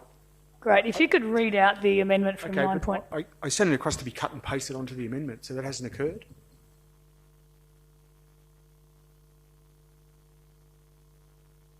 We make life a lot easier. Sorry. Anyway, so if we we're holding our amendment, hard copy, basically from 9.4, access to the cricket club, to ensure the Geelong Cricket Club is not worse off in relation to car parking access. 9.5 becomes councillors support further investigation of car parking options on the existing site, on car parking sites to the west of the current facility, and also the proposed underground car parks of the new GMHBA stadium. And 9.6 is councillors will await the Cricket Australia business case, which is due in a few weeks, to assess same before endorsing the council's CEO current draft letter to the Planning Minister, clearly outlining the council's position. So in other words, we're saying we do not want the cricket club to be worse off than they currently from what they currently have in relation to access, and we support further investigation of other car parking options. And we would like to see the Cricket Australia business case, which is due shortly, before we endorse a letter from the CEO to go to the Planning Minister. That's the intent of the amendment. Okay, great. Thank you, Councillor Harwood. Would you like to talk to it now? I'll get a seconder first. Yeah, you get a seconder. I thought we you. had seconder. Seconder, Councillor Murray. Thank you. Oh, all right, thank you. It says I didn't want to go Okay, against thank you. the script. All right. I guess there's a number of components to this point that we've got to now for stage 5 redevelopment, obviously starting many years ago with the foresight of the then, I guess, Geelong Football Club leadership structure led by Brian Cook and Frank Costa in particular, but with many more persons behind the scenes there, a number of people who perhaps haven't received the same recognition, but nonetheless as important. And you know, this particular regional facility, which has become an absolutely, I guess, integral part to Geelong. It's become iconic, and it basically has come back from the brink of bankruptcy not that long ago. To see what we have today is an amazing transition, and has really put Geelong on the map, and is the envy of many, if not all, regional and some capital cities for that matter, for having such an infrastructure that is accessible to the community. The Community Park Stadium Trust does ensure, you know, substantial community access to the facility. So we see stage 5 redevelopment on the books now, funded by the state government, and the process now is basically underway. There's been you know, public consultation carried out, and I think the overwhelming sentiment is it will be, you know, an amazing facility when finished, and it will have you know, a multitude of aspects for the community to engage in, you know, bringing cultural, social and financial benefits to the region, which are often well documented on what it means when that stadium is open and operating and in full swing. We need the support. We need support from the planning, the Minister for Planning, and we support. Sorry, the Minister for Planning being both the planning authority and responsible authority for planning permission, and we just want to ensure that when the CEO prepares the letter, or there's a draft, I believe, prepared to go to the Planning Minister, that conveys the council's sentiment in relation to probably the biggest issue that we're facing, which is the car parking aspect for the Geelong Cricket Club. There's a number of other aspects attached, but that at the moment is probably the main one we're grappling with at the minute. So, and there is a business case imminent, so I would suggest we wait for that for the not too distant future, and then perhaps look at what letter is drafted by the CEO to go to the Minister for Planning. So I'll leave it there for the moment and hear from other councillors and see where that takes us. Great. Thank you, Councillor Harwood. Councillor Murray. Yes, thank you, Madam Mayor. This is a bit clunky to me. It just doesn't flow, but I'm happy to support it because I think across Geelong, across Victoria, across Australia, everyone wants to see Kininia Park finished, and the stage 5 development will do that. But the matter here tonight is that the Trust has requested the Minister for Planning be both a planning authority and responsible authority to provide planning permission for these works, and we're supportive of that. So that's all fine, but there's other aspects to this which I'm a little nervous about, I've got to say. I live in the shadows of Godinia Park and walk through there on a daily basis, and I've seen the changes over the years, and they've been great. They've been brilliant, but none of those have taken away open space, and this is what this development will do. So I'm nervous about that. The open space, the footprint being decreased. I'm nervous about the cricket hub and the subsequent parking issues. Whilst I'm supportive of the cricket hub, I just think it's been somewhat loose. There hasn't been a business case to support it, and yet it is part of this development. And there's the obvious loss of mature trees, which I guess in any development the size of this, that will happen. But there are those, and it's sort of this, we're supportive, but there are a number of issues that have got to be fixed before I think the green light is pushed.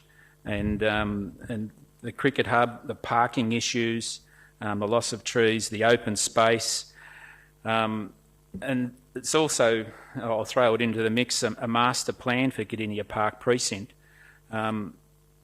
needs to be conducted, I would think, alongside with the development, because once, if it wasn't conducted that way, Stage 5 is developed, and then we have to have the whole precinct then looked at and brought up to what the actual Stage 5 has done for the stadium. So I would love to see the master plan completed and work conducted alongside the Stage 5 development, and that's for the whole Godinia Park precinct. So it's not all plain sailing, but it's exciting. It's truly exciting, and you see the bigger picture of what this, to be the best regional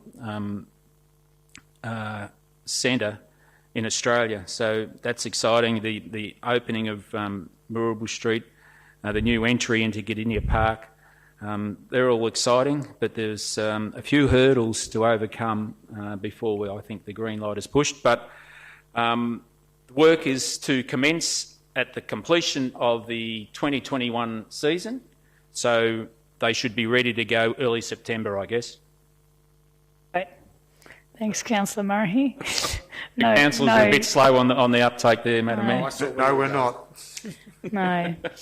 Councillor Nelson, I do note Mr CEO wanted to say something. Can I just ask Martin if you wanted to make a comment? Yeah, so it's always a bit difficult when these things are done on the night. Can I just get, did you knock out, Councillor Harwood, through you, Mayor, 9.1? Yeah. Yep. Yeah, I think that was right. Yeah. So I think on that basis, Gareth, I think we're comfortable, because we originally sent you an amendment to the amendment.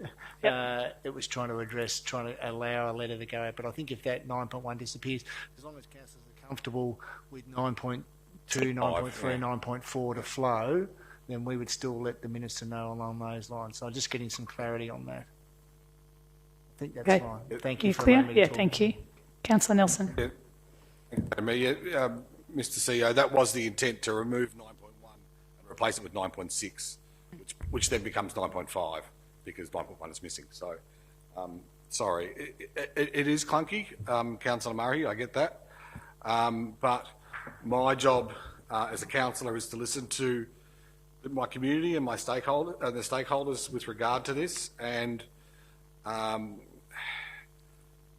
the thing that kept beating for me was that the cricket club, Cricket Australia, Cricket Victoria, be no worse off. That was something that was said when I first met the club last year. I think it was last year with a few other councillors. Sorry. And where those spaces will be is going to be the hard thing. I think personally it should be underneath the stadium. That makes sense. That you don't lose the green space then. It's the report talks about communal use, that brings it into communal use, but I think there may be some issues with that. So we shall see, but this is why I asked for the amendment to be put up, and I've been working with Councillor Harwood on that for a good few hours. So hopefully this allays the fears of Cricket Victoria, Cricket Australia. I was on the phone to them as late as this afternoon, and they were concerned about and I'll speak verbatim about the officers' intentions to lock them out of the hub. That was their concern when I spoke to them this afternoon. So I think this puts a common sense approach to it, makes us do a bit more investigating. There are issues, we all know what the issues are around the car park and the safety concerns that they may or may not create. So this certainly addresses that.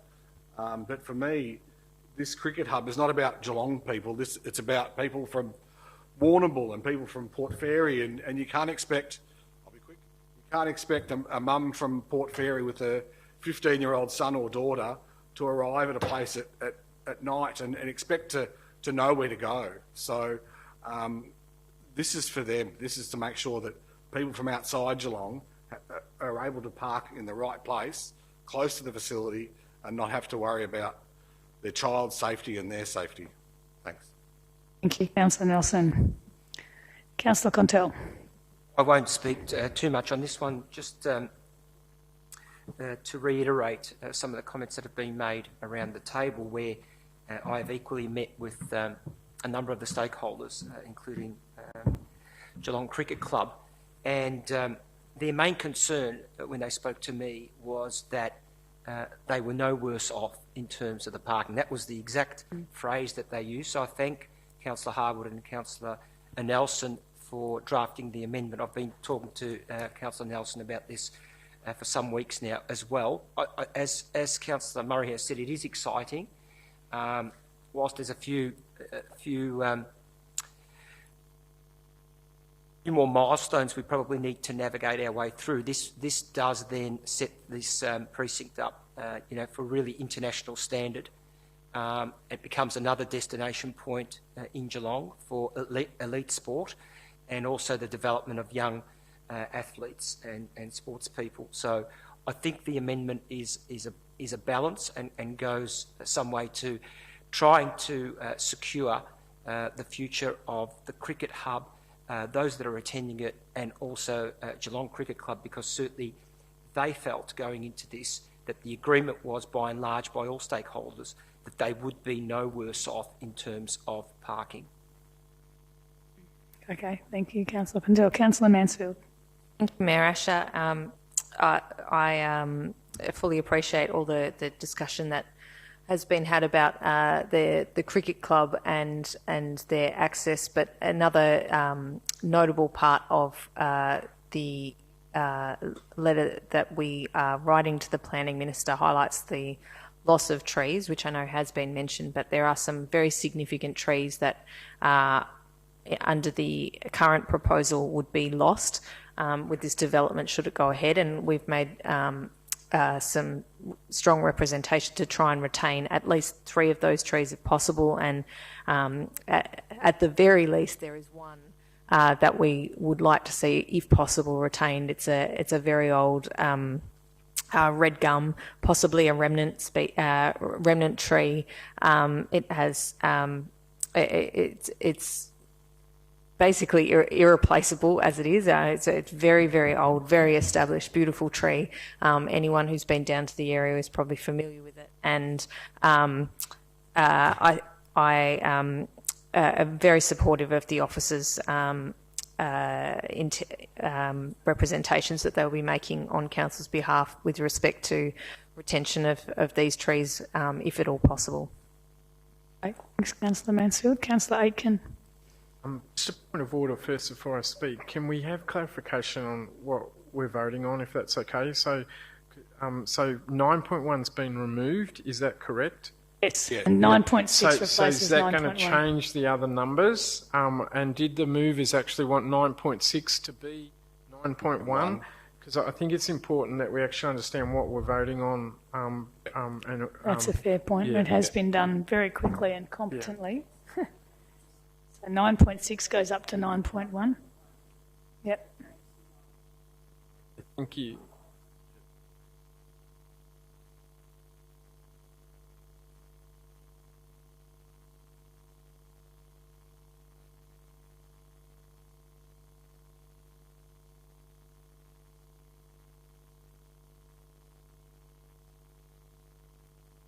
Look, I thank the council admin support and Marie for doing that for us, because now I actually know what precisely we're actually voting on, and it'll help assist the community as well too, and the officers, because there's been going to be no confusion about we're going to... Look, I couldn't support the original recommendation that's before it, so I thank Councillor Harwood and Councillor Nelson for bringing an alternative before us tonight. I don't support the officer's position that's been presented, in particular no access from Moorabool Street and no car parking in the Cricket Hub precinct area. And I'm concerned that Council was actually asked to give technical advice on this particular plan. The plan was actually advertised to the community for 6 weeks, and during that consultation process there was strong endorsement and support from most people that presented about the proposed plan. The only people who are opposed to a car park being established as part of the Cricket Hub and access from Moorabool Street are actually the officers of the City of Greater Geelong, and that is why I couldn't support the proposal that's actually been presented before us tonight originally, because I'm concerned that the proposed position that the officers have asked us to endorse would put us in conflict with the Cardinia Park Trust, would put us in conflict with Cricket Australia, would put us in conflict with the Geelong Cricket Club, and ultimately would put us in conflict with the state government. We haven't been asked to say yes or no to this proposal. We were actually asked to make technical responses to the plan that had been created over a 12-month period by the Cardinia Park Trust. And that plan and design plan was presented out to the community. And if we endorsed what our officers were actually asking us to do, we were endorsing something that hadn't been put out to public consultation during those last 6 weeks. So I couldn't support the recommendation that's been presented to us by our officers. And I'm encouraged by the words that have been included in this recommendation, which is a commitment that was made by the state government and the Cardinia Park Trust to the Geelong Cricket Club. They would be no worse off by the stage 5 development that's occurring at that site location. And unfortunately, if we endorse no car parking and no vehicle access from Moorabool Street, as our officers have suggested to us, the Geelong Cricket Club have told us that they will be worse off. So in fact, we're denying the state government and the Cardinia Park Stadium Trust to fulfil a very strong commitment they made to the Geelong Cricket Club. So therefore, I support the alternative recommendation that's been presented before us. I'm a little bit confused about how we're going to determine after the Cricket Australia business case, because I'm not sure how we're going to assess that as a council group with the wording of the motion here, but I suspect we will work with the CEO how we can actually come to a conclusion on that basis before we present. But this is a state priority project. It shouldn't be delayed anymore, and we should support the original concept presented by the Cardinia Park Trust to the council to endorse. Thank you, Councillor Aitken. Any other comments on this item? Go back to Councillor Harwood to close. Madam Mayor, a couple of quick points to finish. I think we're sort of in agreement, certainly with the councillors, I guess. We can't engineer the Carr Street, Moorabool Street area for the car park access. We don't seem to be able to get our heads around how we can do that safely and still retain those car parking spaces there. Well, then we need to engineer what space we have got, which is within that precinct. Now, whether that's the west side of the current oval or whether it's the underground car parking that may be coming forth, we need to get some options in relation to what we can support there. The tree retention is a very, very valid argument there in relation to the the loss and the potential loss of more, and what we're able to keep, and what the alternative arrangements are for replacements in and around that area. So if we're removing trees, hopefully there'll be scope there for further planting of trees of the right calibre and nature through there. This is a coup for cricket Australia and Cricket Victoria to get this hub in the region. It's a coup for Geelong. But I'll just finish by saying that Cricket Australia need to get behind us as well and support us and get their business case done and up as quick as possible.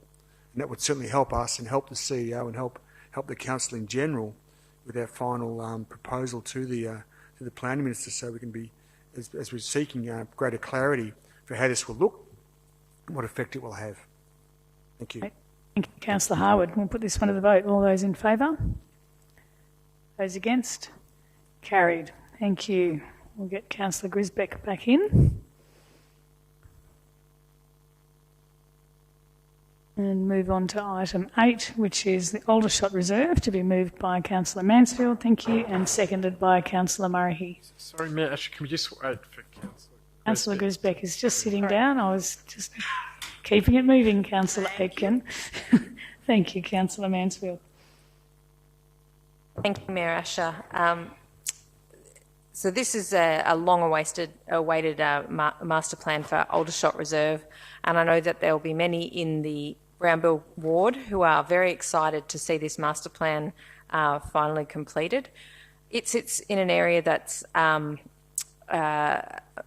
terms of socioeconomic status, is second most disadvantaged in Geelong and amongst the most disadvantaged in the state. And this is really compounded by access to very poor quality open space and poor quality amenities. And it's an area that requires much more attention and investment from all levels of government, including our own. However, if the works proposed in this master plan are implemented, it will be a small contribution to reducing some of the social disadvantage that's experienced in this region by providing a safer and much better quality open space for the local residents. Aldershot Reserve has a history of safety concerns and poor amenity. Lights were actually put in to Aldershot Reserve as part of the 2016-17 council budget, and during this process it was identified that there was a 2008 master plan for this area, but it hadn't been fully implemented, and actually the master plan wasn't in keeping with a lot of modern crime prevention through environmental design principles. This new master plan addresses this, and it's been through extensive community consultation. Perhaps not surprisingly, improving children's play space or play opportunities was something that received a lot of community support, as well as adding more trees. And for anyone who's been down there, you'll see that the current play equipment's pretty sad, and the whole space lacks shade and greenery, and on a hot summer's day, it's really not a very pleasant place to be. So the master plan addresses this, as well as the safety concerns that have arisen through the community over time, and a whole lot more. If you have a look at the design that's in the papers, it's really beautiful, and I think the community, from the feedback we've had through the engagement process, have been very positive about it as well. So I very much look forward to seeing this master plan actually implemented and delivered. Life. That's great. Thank you, Councillor Mansfield. Councillor Murray. I think Councillor Mansfield summed it up pretty well. There's certainly money allocated some years ago to this, and through that consultation, there's different how would I say it, responses from the community, and I think there've been the people from around the Aldershot Reserve have certainly been screaming out for this. They've been patient, fair to say, and this is, I won't say long overdue, but it's much anticipated. And so the council officers have submitted a budget business case for the commencement of stage 1, the master plan works. The total cost, $3.2 million, but if it can be started this year, those people will be very happy indeed. And it's interesting to note that dog walking was highlighted as the number one reason people attended the reserve. But there's much other things planned, which is exciting. So thank you, Madam Mayor. Great, thank you. Any other councillors? Councillor Condell. Thank you, Madam Mayor. Yeah, I'm equally excited about this. I guess my concern is, as Councillor Mansfield has already alluded to, is that what we don't want to do is just continue to keep developing master plans. It's a great master plan. It is exciting. We do now need to execute. 2008 is not that long ago, really, if you think about it. And so there's some great initiatives in this plan. Yes, it's an investment, but again, as Councillor Mansfield has said, it is a small investment for the betterment of our community. Even in the time that we've been on council, we haven't seen a lot of initiatives around that St Albans, Whittington area. I think this is a really positive initiative for that area. It's a huge parcel of land, and some of the suggested improvements for that parcel of land will significantly improve the amenity and the well-being of the community in there. What's really exciting, and I heard a lot about this during the campaign, or the most recent campaign, was the possibility of a fenced dog park.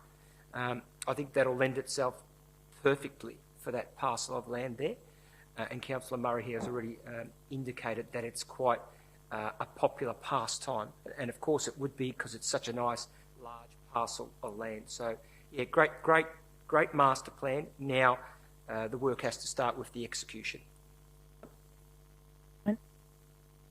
Any other councillors want to comment on this one? Back to Councillor Mansfield to close.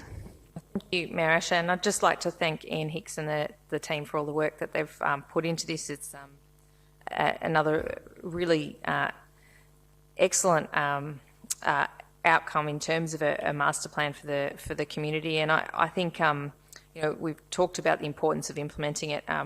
Really, it'd be nice if this wasn't another master plan that sits on the shelf for over a decade and goes out of date and then has to be redone. And the responsibility for implementing it does ultimately fall to us as a council, and some of the decisions we make around funding. There is as has been highlighted, budget bid in for the first stage of this, and if we want to see some of these master plans implemented, we do have to support, actually make decisions to invest in implementing the master plans as a council group. So I just highlight that, it is something that certainly I'm keen to see happen for the residents of St Albans Park, and I really think this is, as I said, a small start to addressing some of the needs for improved amenity and facilities in this region. Thanks. Great, thank you, Councillor Mansfield. We'll put this one to the vote. All those in favour? Those against? Carried. Okay, item 9 is the Cardinia Ward potential traffic management improvements, moved by Councillor Nelson, thank you, and seconded Councillor Aitken. Thanks, Councillor Nelson. Thank you, Mayor. I won't be too long. I just firstly want to thank the CEO and Guy and his team. They've done a great job and really turned this around quite quickly, which is great. Hopefully all these projects will get up sooner rather than later. I've also sent around a text message to every councillor in the last few minutes just to highlight one of these issues that happens along Highmont Drive in Belmont. It gets used as a rat run, and there's a low part near the Warmponds Creek, and then it goes up to a peak of the hill. And cars, and I've stood there with residents when I was campaigning last year and before that as well, and cars go so fast along that to try and get airborne, and I've shown you one car that did get airborne, hit a parked car which went into a house, and the car then continued along for almost 100 metres before it stopped just before another parked car. And if we can put speed humps in to slow these cars down, yes, it'll upset a few people, but I think my main concern over the next 4 years will be about pedestrian, cyclist and resident safety. So that's what I'll be doing over the next 3 years, and so I've got more notices of motion to come. I'm just flagging that to my fellow councillors and council officers. Sorry, Guy. So these are traffic calming measures, we call them. I get constant phone calls about the one at Bedecan Drive, which is another cut through, and there's lots of kids there because that's where Christian College is. So it's a really high utilised space, and cars like to go down there quite fast. The other one is Meadowvale Drive. Again, that's a cut through between Warm Ponds and Grovedale. It's the back behind the Warm Ponds shops for those playing at home. And the last one is Carter Road in Armstrong Creek. Again, another cut through between two different parts of Armstrong Creek. Warralilly, more importantly. It's a very, very narrow road. People with prams and people with mobility issues can't get across the road because of the way the road was built. So I think if we can get some traffic calming measures, perhaps wombat crossings across there, quite a few because Carter Road's quite long. That would be great for the community down there. They've been screaming about it for quite some time. So thank you once again to Guy and his team, and hopefully we'll get these done sooner rather than later. Councillor Nelson. Councillor Aitken. You've got nothing further to add, Mayor Asher, on this item. Councillor Nelson's covered it all. Okay, anybody else would like to comment on this one? Back to you to close, Councillor Nelson. Just thank you again to the officers, and let's get these done. So everyone in Armstrong Creek, we're listening. Everyone in Grovedale and Belmont and Highton, we're listening. We just need to get these done, and hopefully they'll be budget. Hopefully they won't be budget bids, but if they are, I'll be jumping up and down as much as Councillor Mansfield to get stage one of Aldersley Reserve. So, but so important for the safety of our community. Thanks. Great, thank you. We'll put this on to the vote. All those in favour? Those against? Carried. Item 10 is the Council Allowances Review, to be moved by Deputy Mayor Sullivan and seconded by Councillor Maloney. Deputy Mayor Sullivan. Thank you, Madam Mayor. Now, under Section 39 of Local Government Act 2020, allowances are set by determination of the Victorian Independent Remuneration Tribunal. This tribunal must conduct the review of allowances within 6 months of the Minister's request. As the Minister has not yet made his request of the tribunal, the current allowance framework under the Local Government Act 1989 and the City of Great Geelong Act 1999 continue to operate. Resulting from a council notice of motion, a resolution was made by council in June 2020 that encourages the newly elected council in November 2020 to extend the allowance increase freeze until the 30th of June 2021, and requests that the 2020-2021 council budget be amended to not include a budget increase for councillor and mayoral allowances in 2020-2021. Madam Mayor, the current allowance was set in 2019. There has been no increase in the time since then. 10 out of 11 councillors here tonight voted last year to freeze the current levels and reject any increase if it was offered. This vote is to continue the status quo and appoint a submission review panel to consider any written submissions should we receive them. Thank you, Deputy Mayor Sullivan. Councillor Maloney. Thank you, Mayor Asher. If the Council gives its notice of intention to set its allowances at $31,444, there will be public feedback process whereby the members of the community will be invited to make submissions. It's really crucial at this time that constituents understand the acts and regulations and also the remunerations that councillors operate under and are privy to respectfully. You can review the guide to these allowances at knowyourcouncil.vic.gov.au. Thank you very much. Thank you, Councillor Maloney. Councillor Grisbeck. Thank you, Madam Mayor. And I think it's just to reiterate again what Councillor Sullivan has said. This is not increasing our allowance. This is just really a formality for governance reasons as to why we need this report to come to us at all. Thank you. Great, good clarification. Thank you, Councillor Grisbeck. Anyone else like to talk to this one? Nope.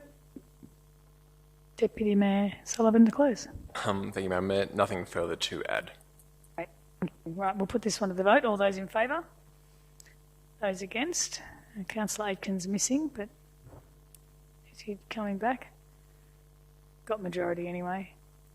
So motion carried. Okay.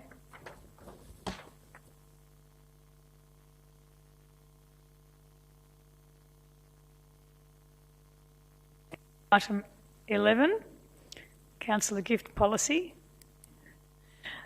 Again, be moved by Deputy Mayor Sullivan, thank you, and seconded Councillor Grisbeck. Thank you, Madam Mayor. We have before us for Council to revoke the Gifts and Hospitality Policy and adopt the Councillor Gift Policy, a new and improved document. Section 138 of the Local Government Act 2020 requires Council to adopt a Councillor Gift Policy by the 24th of April this year, which must include procedures for a gift registrar.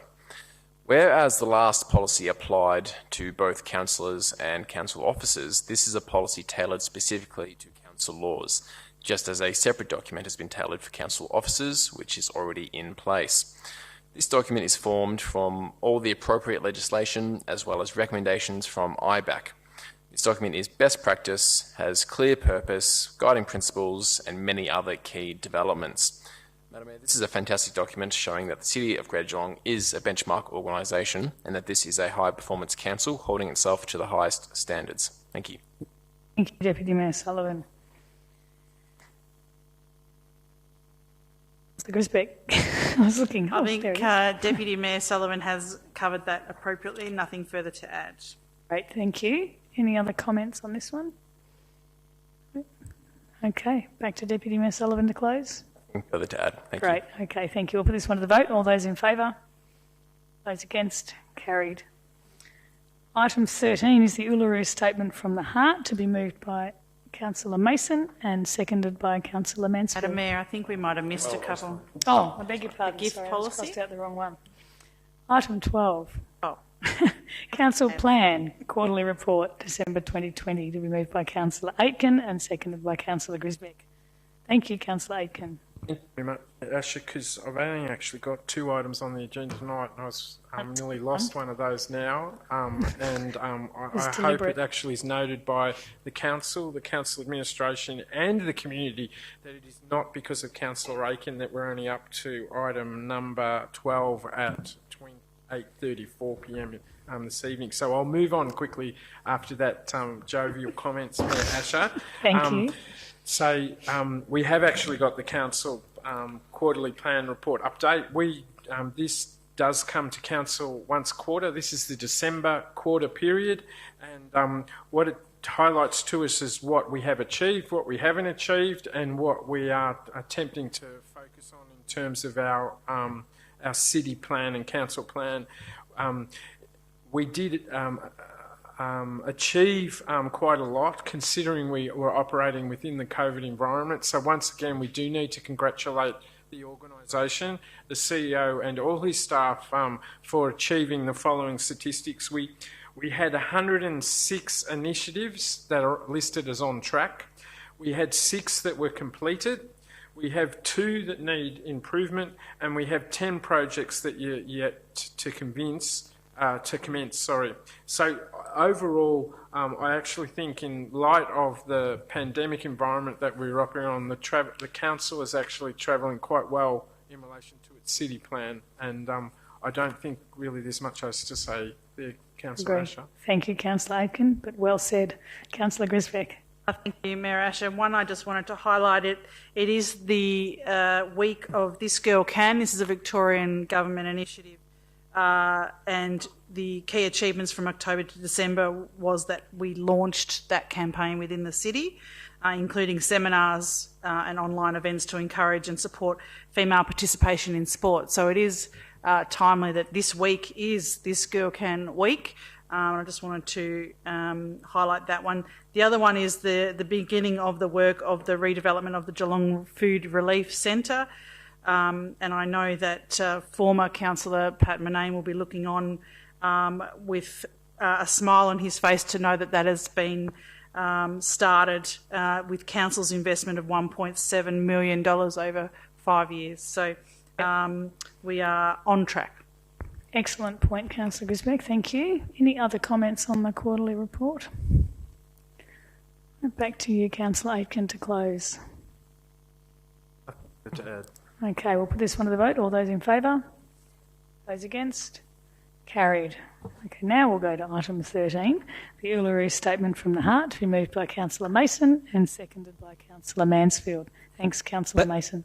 Thank you, Mayor Asher, and thank you for your usual acknowledgement of country, and I thank the officers for their excellent work in producing this report. Mayor, I also acknowledge that the Wadawurrung people nurtured and cared for their country for tens of thousands of years. I acknowledge the hardships, the horror and the harm that they suffered following colonisation and its devastating impacts. These are still evident and felt today throughout the nation. I acknowledge that much of this history, stored in government archives and in people's memories, must yet come to light, and that most people remain uninformed, and that all of us have not yet learned the comprehensive history of First Nation people and the effects of colonisation. Further, I acknowledge that locally, Wadawurrung people and culture have managed to survive and now thrive, demonstrating their enormous strength, resilience and adaptability. And indeed, I acknowledge that many Aboriginal clans and tribes across the nation were displaced and lost their connection to country, their spiritual connection. 2,500 of those people live in Geelong today. Mayor, I'm pleased to be chair of the Aboriginal Affairs portfolio and of the Killinjitch Aboriginal Advisory Committee. This committee has representatives from Barwon Health, the Department of Health and Human Services, Wadawurrung Aboriginal Cooperative, Wadawurrung Traditional Owners Corporation, the Department of Justice and Geelong One Fire. This committee has requested the Council to write a letter to the Prime Minister and the Australian Parliament supporting the Uluru Statement from the Heart. The Uluru Statement from the Heart was made on the 26th of May 2017, 50 years after the 1967 national referendum, which confirmed Aboriginal people must be recognised as part of Australian society. It was made at Uluru when 250 Aboriginal and Torres Strait Islander delegates from 13 regional conferences reached a consensus position. A statement from the heart. It was a gesture of goodwill, a spirit of reconciliation and a desire to walk together in national inclusiveness. It recognised that through 60,000 years, through time immemorial, a spiritual connection with the land and First Nation people exists, and that there's a sovereignty which has not been ceded, but which, importantly, can coexist with the sovereignty of the Crown. It's an aspiration to be realised through the establishment of three main reforms. First Nations' voice, enshrined in the Constitution, would be an advisory body to the Parliament. That's the first reform. Secondly, a Makarrata Commission, which would be set up by legislation to heal the wounds of the past. It would negotiate agreements with the federal and state governments, enable treaty processes, and thirdly, to empower parties to engage in genuine reconciliation through truth-telling, to meet and to share histories, to decide how to work together and how to build stronger partnerships. Mayor, the City and Council has a long history and journey of working together with First Nation people and the traditional owners, the Wadawurrung. Key benchmarks on this journey include endorsement of the Apology to the Stolen Generation in 2008, the COG Indigenous Statement of Recognition and Commitment 2009, annual NAIDOC Week celebrations, Karinga Aboriginal Action Plan 2014 to 17, and culminating in the the Reflect Reconciliation Action Plan, May 2020. And there's many, many more. We must now take the next step forward. Another step, as stated in our national anthem, towards a country, one and free. This is not a unique step. Other countries, Canada, New Zealand, South Africa, have already taken it with their First Nation people. Our Killinjitch Advisory Committee calls for the Council to support their request. I will do so, and I'll leave it to other councillors to make their contribution. Beautifully timed, Councillor Mason, and very well spoken. Thank you. Councillor Mansfield. Mayor Asher, I'll reserve my right. Okay, any other councillors wish to comment on this one? Councillor Grisbeck. Thank you, Madam Mayor. And Nyatni, Madam Mayor, which means thank you in Wadawurrung language. I've been taking lessons from the app that we have in this community from the Wadawurrung people, and having spoken to one of the traditional owners recently, asked if I could try using some of their language today. I think we can use our voice, our words, and that's nyal, and to really express how the support for our traditional owners. And I believe that this is something we can do in our advocacy for and this comes directly from the committee that we set up to hear these voices. So I think that we've got a responsibility to do that, and we can use, this is what this forum is for, to use our voices on behalf of the community, to tell the community and to tell the government, the federal government, that we support the Uluru Statement. So in Wadawurrung language, Gobata means take care, and go in Mokburi means in peace. So, Nyatni. Councillor Grisbeck, well said. Councillor Harwood. Thank you, Mayor Asher. Just quickly, I went to a concert on Saturday night, and I've seen this band many times, Midnight Oil. They've been around a long time, and a lot of their history is well known.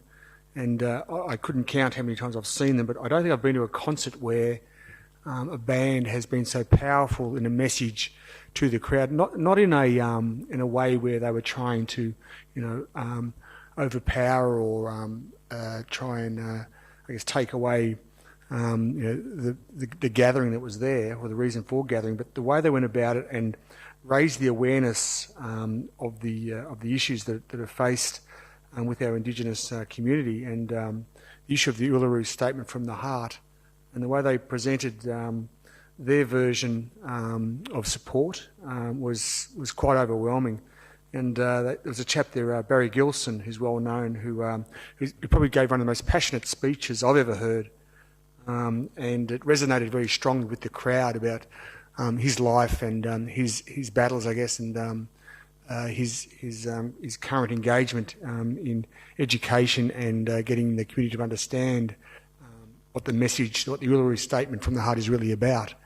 And the band continued to weave the story through the concert and brought up Indigenous and non-Indigenous artists, and again had them explain in their own way their kind of message about this particular statement. So if you get a chance, it'll probably be on a YouTube somewhere or on a DVD or whatever will come out in due course.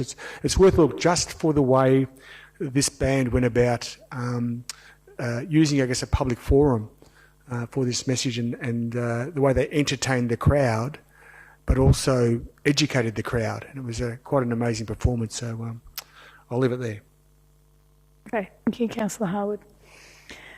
Other comments on this one? Councillor Maloney. Mayor Asher, I just wish to reverberate my wholehearted and sincere endorsement of this initiative and statement. I think it's really part of our role as community leaders here to work on behalf of the community and our constituents to right the wrongs of the past and to look at our history objectively. The Uluru Statement is located at ulurustatement.org for those of you who wish to investigate further. And I think this letter goes a long way to demonstrate our commitment to reconciliation, engagement and education that we can work towards treaty for. So what better place than here, and what better time than now? Thanks, Mayor Asher. Councillor Maloney. Any other comments? Councillor Murray. I'm thankful for the opportunity to be asked to endorse this letter, and thankful for being in a position to vote on it.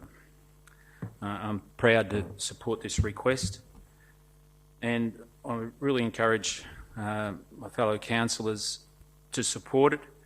I believe a unanimous vote would show a real maturity of this council, a real understanding, and send a strong message of support to the local Indigenous and a strong support to the First Nations voice. Thank you, Councillor Murray. Councillor Mansfield. Thank you, Mayor Asher, and thank you to my fellow councillors for your comments on this, and particular thanks to Councillor Mason for your work as the chair of the Killinich Aboriginal Advisory Committee, where this request has come from. The Advisory Committee, as has been mentioned, is comprised of representatives of Wadawurrung traditional owners and the broader First Nations community in Greater Geelong. And as a council, I believe it's our role to listen to our community, and where required, advocate to other levels of government on their behalf.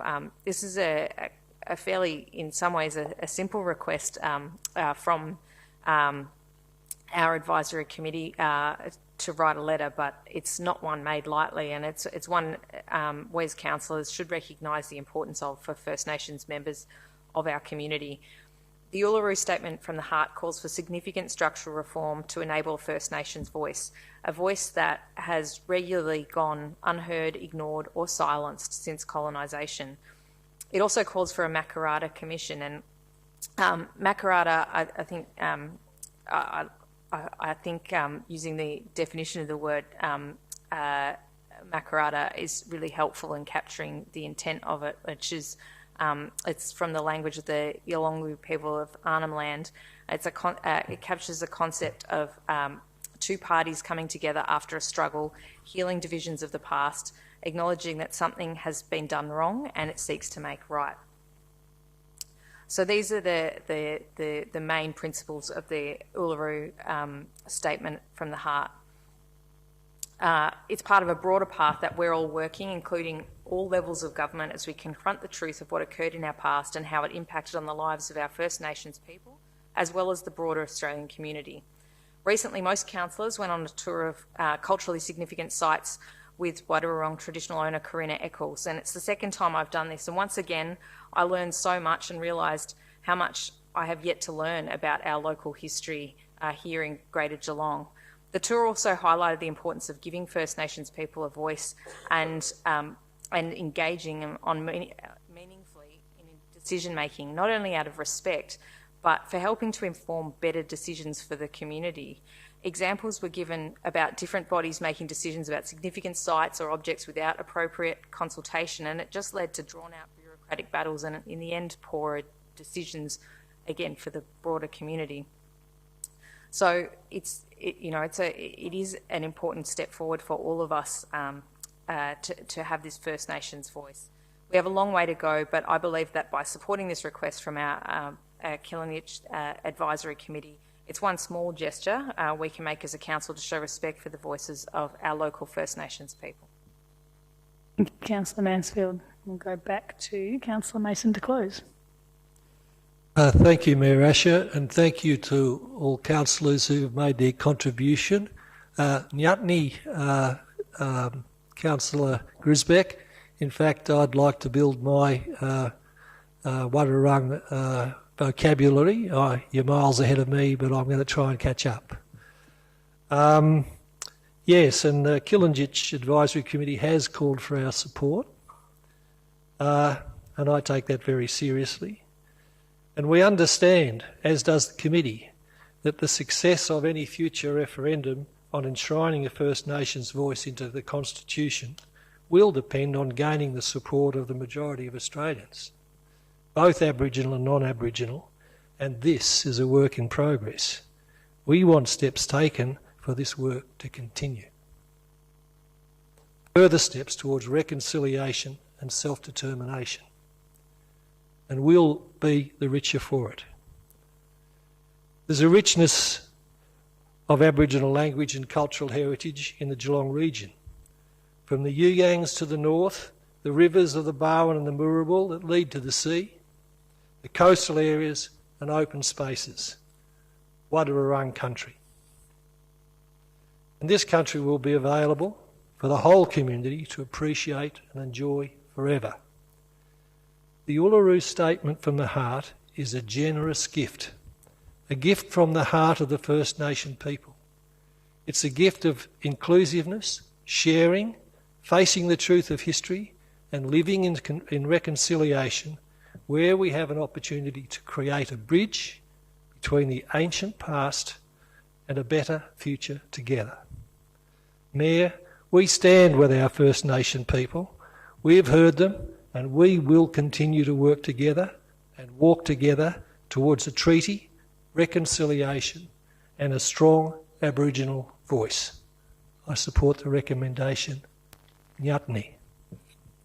Thank you, Councillor Mason. We'll put this one to the vote. All those in favour? Those against? Carried. Okay, item 14 is the 2021 Sports Stimulus Funding Program, the endorsement of application play spaces, to be moved by Councillor Nelson and seconded by Councillor Harwood. Thank you. Councillor Nelson. Thanks, Madam Mayor. This is the SRV Community Sports Stimulus Program, where we nominate infrastructure projects where we think the state government can assist, and luckily for Councillor Mansfield, one of those is the Aldershot Reserve. And luckily for every councillor here, there's one from every ward, surprisingly enough. So the recommendation is that the state government support these projects, and if they do, they pay 90-odd%, around 90% of the project, and council only has to pay for around 10%. So it's a win-win, I think, and I think it's great the state government are doing it. I'll leave it for other councillors to speak. Great. Thank you, Councillor Nelson. Councillor Harwood. Thank you. This will hopefully be a very good result for the council, so it's just show us the money. Great, thank you. Councillor Contell. Thanks, Madam Mayor. I don't want to jeopardise this report, but there's actually two from the Brownville ward. And I couldn't be more thrilled, in fact, because St Helens Park in North Geelong couldn't be more deserving of funding.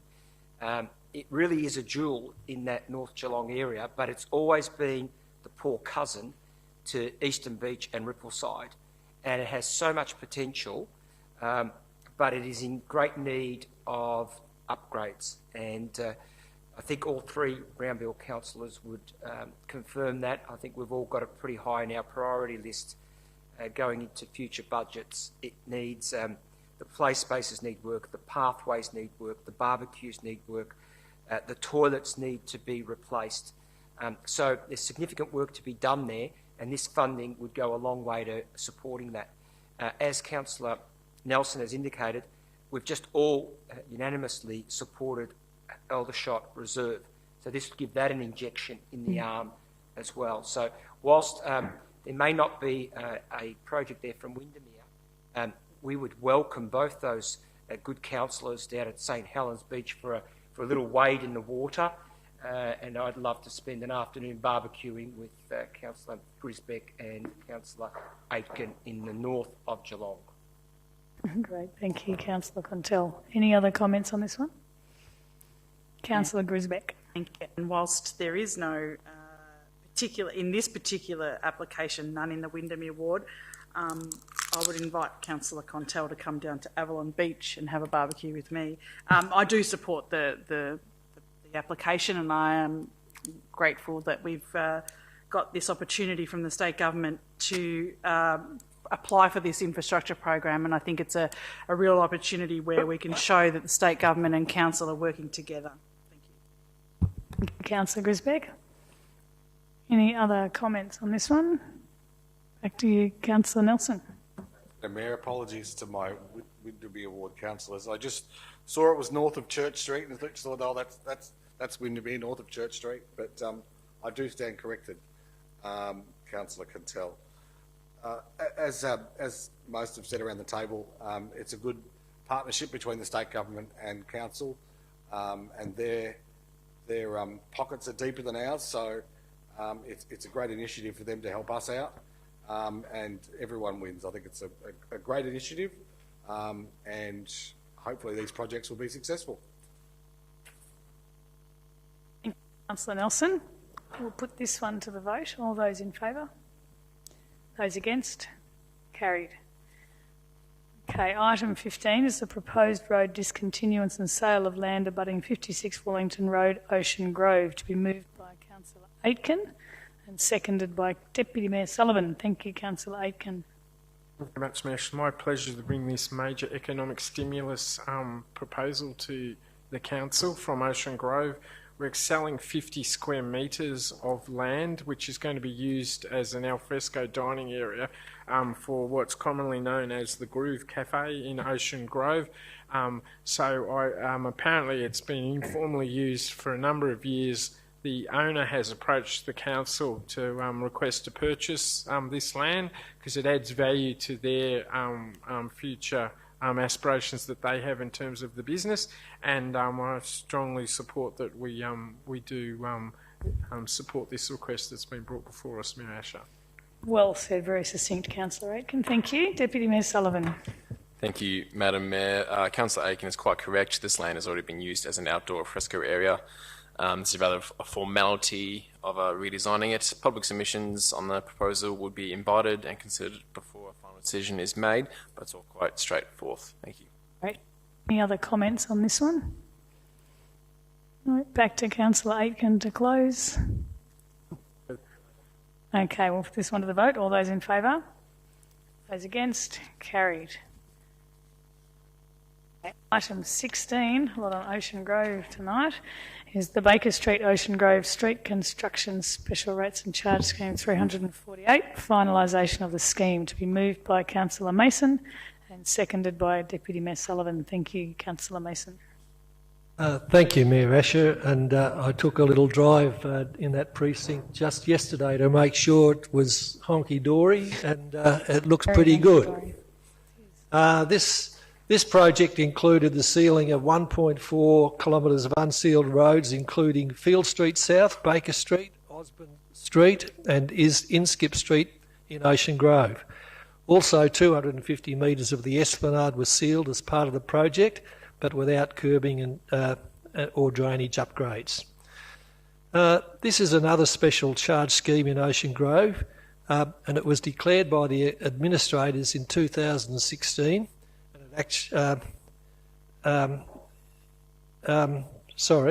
2016.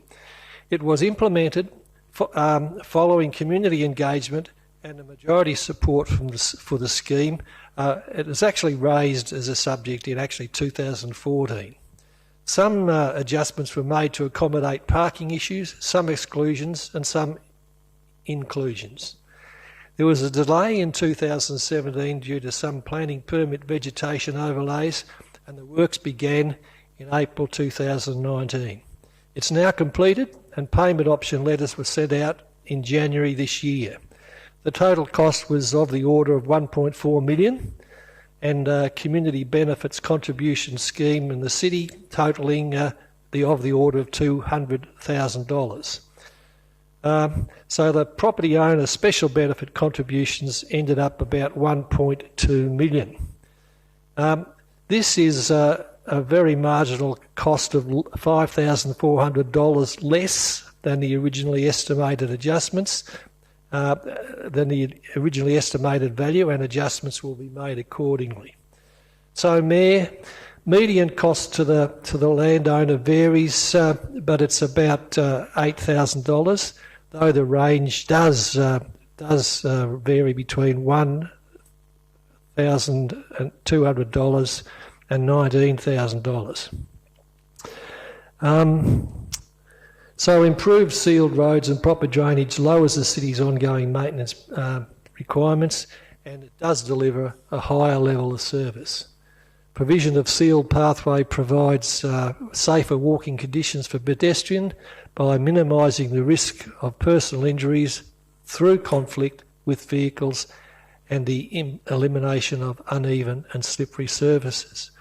I might add the irony of this relatively highly costly exercise and the average cost of $8,000, there are no footpaths.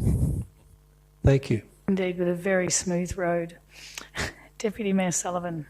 Thank you, Madam Mayor. Councillor Mason has summed that up quite well. There's not much further to add.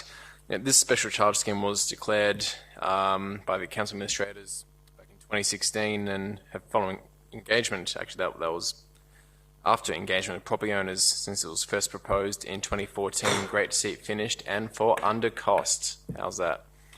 Love those numbers, Mr. Guy Wilson-Brown. Thank you very much.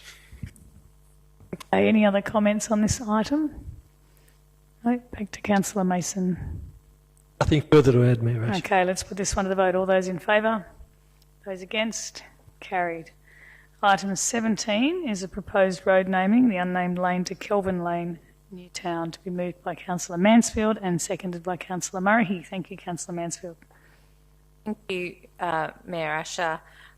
This item, as it says, is proposing a name change following a request from the community to name an unnamed laneway that provides rear access to 4 properties in Newtown. A community consultation took place. Affected residents were notified, and we received a little bit of feedback. We had four responses. 2 were supportive of the proposed name change.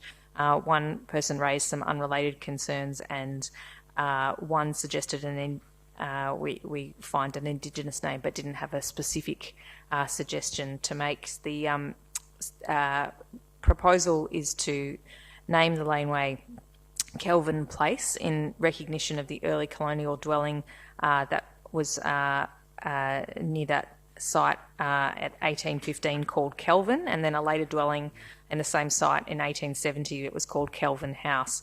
So the idea is that it reflects that those historical residences. So overall, it seems like there is support for naming this laneway. I will note, however, that we have had discussions previously about using to look at First Nations recognition through place naming. It is something we've discussed. It isn't necessarily a simple process, and we are cognizant as well of the many requests for time and support and information and assistance with these processes that we make of the local Wadawurrung traditional owners. But I do think that this is something that we still have some room to improve on in Geelong. There is appetite for it, and considering the previous discussion we've had, I know that there is interest amongst the councillor group. And obviously from the community as well, given one of the 4 submissions raised it.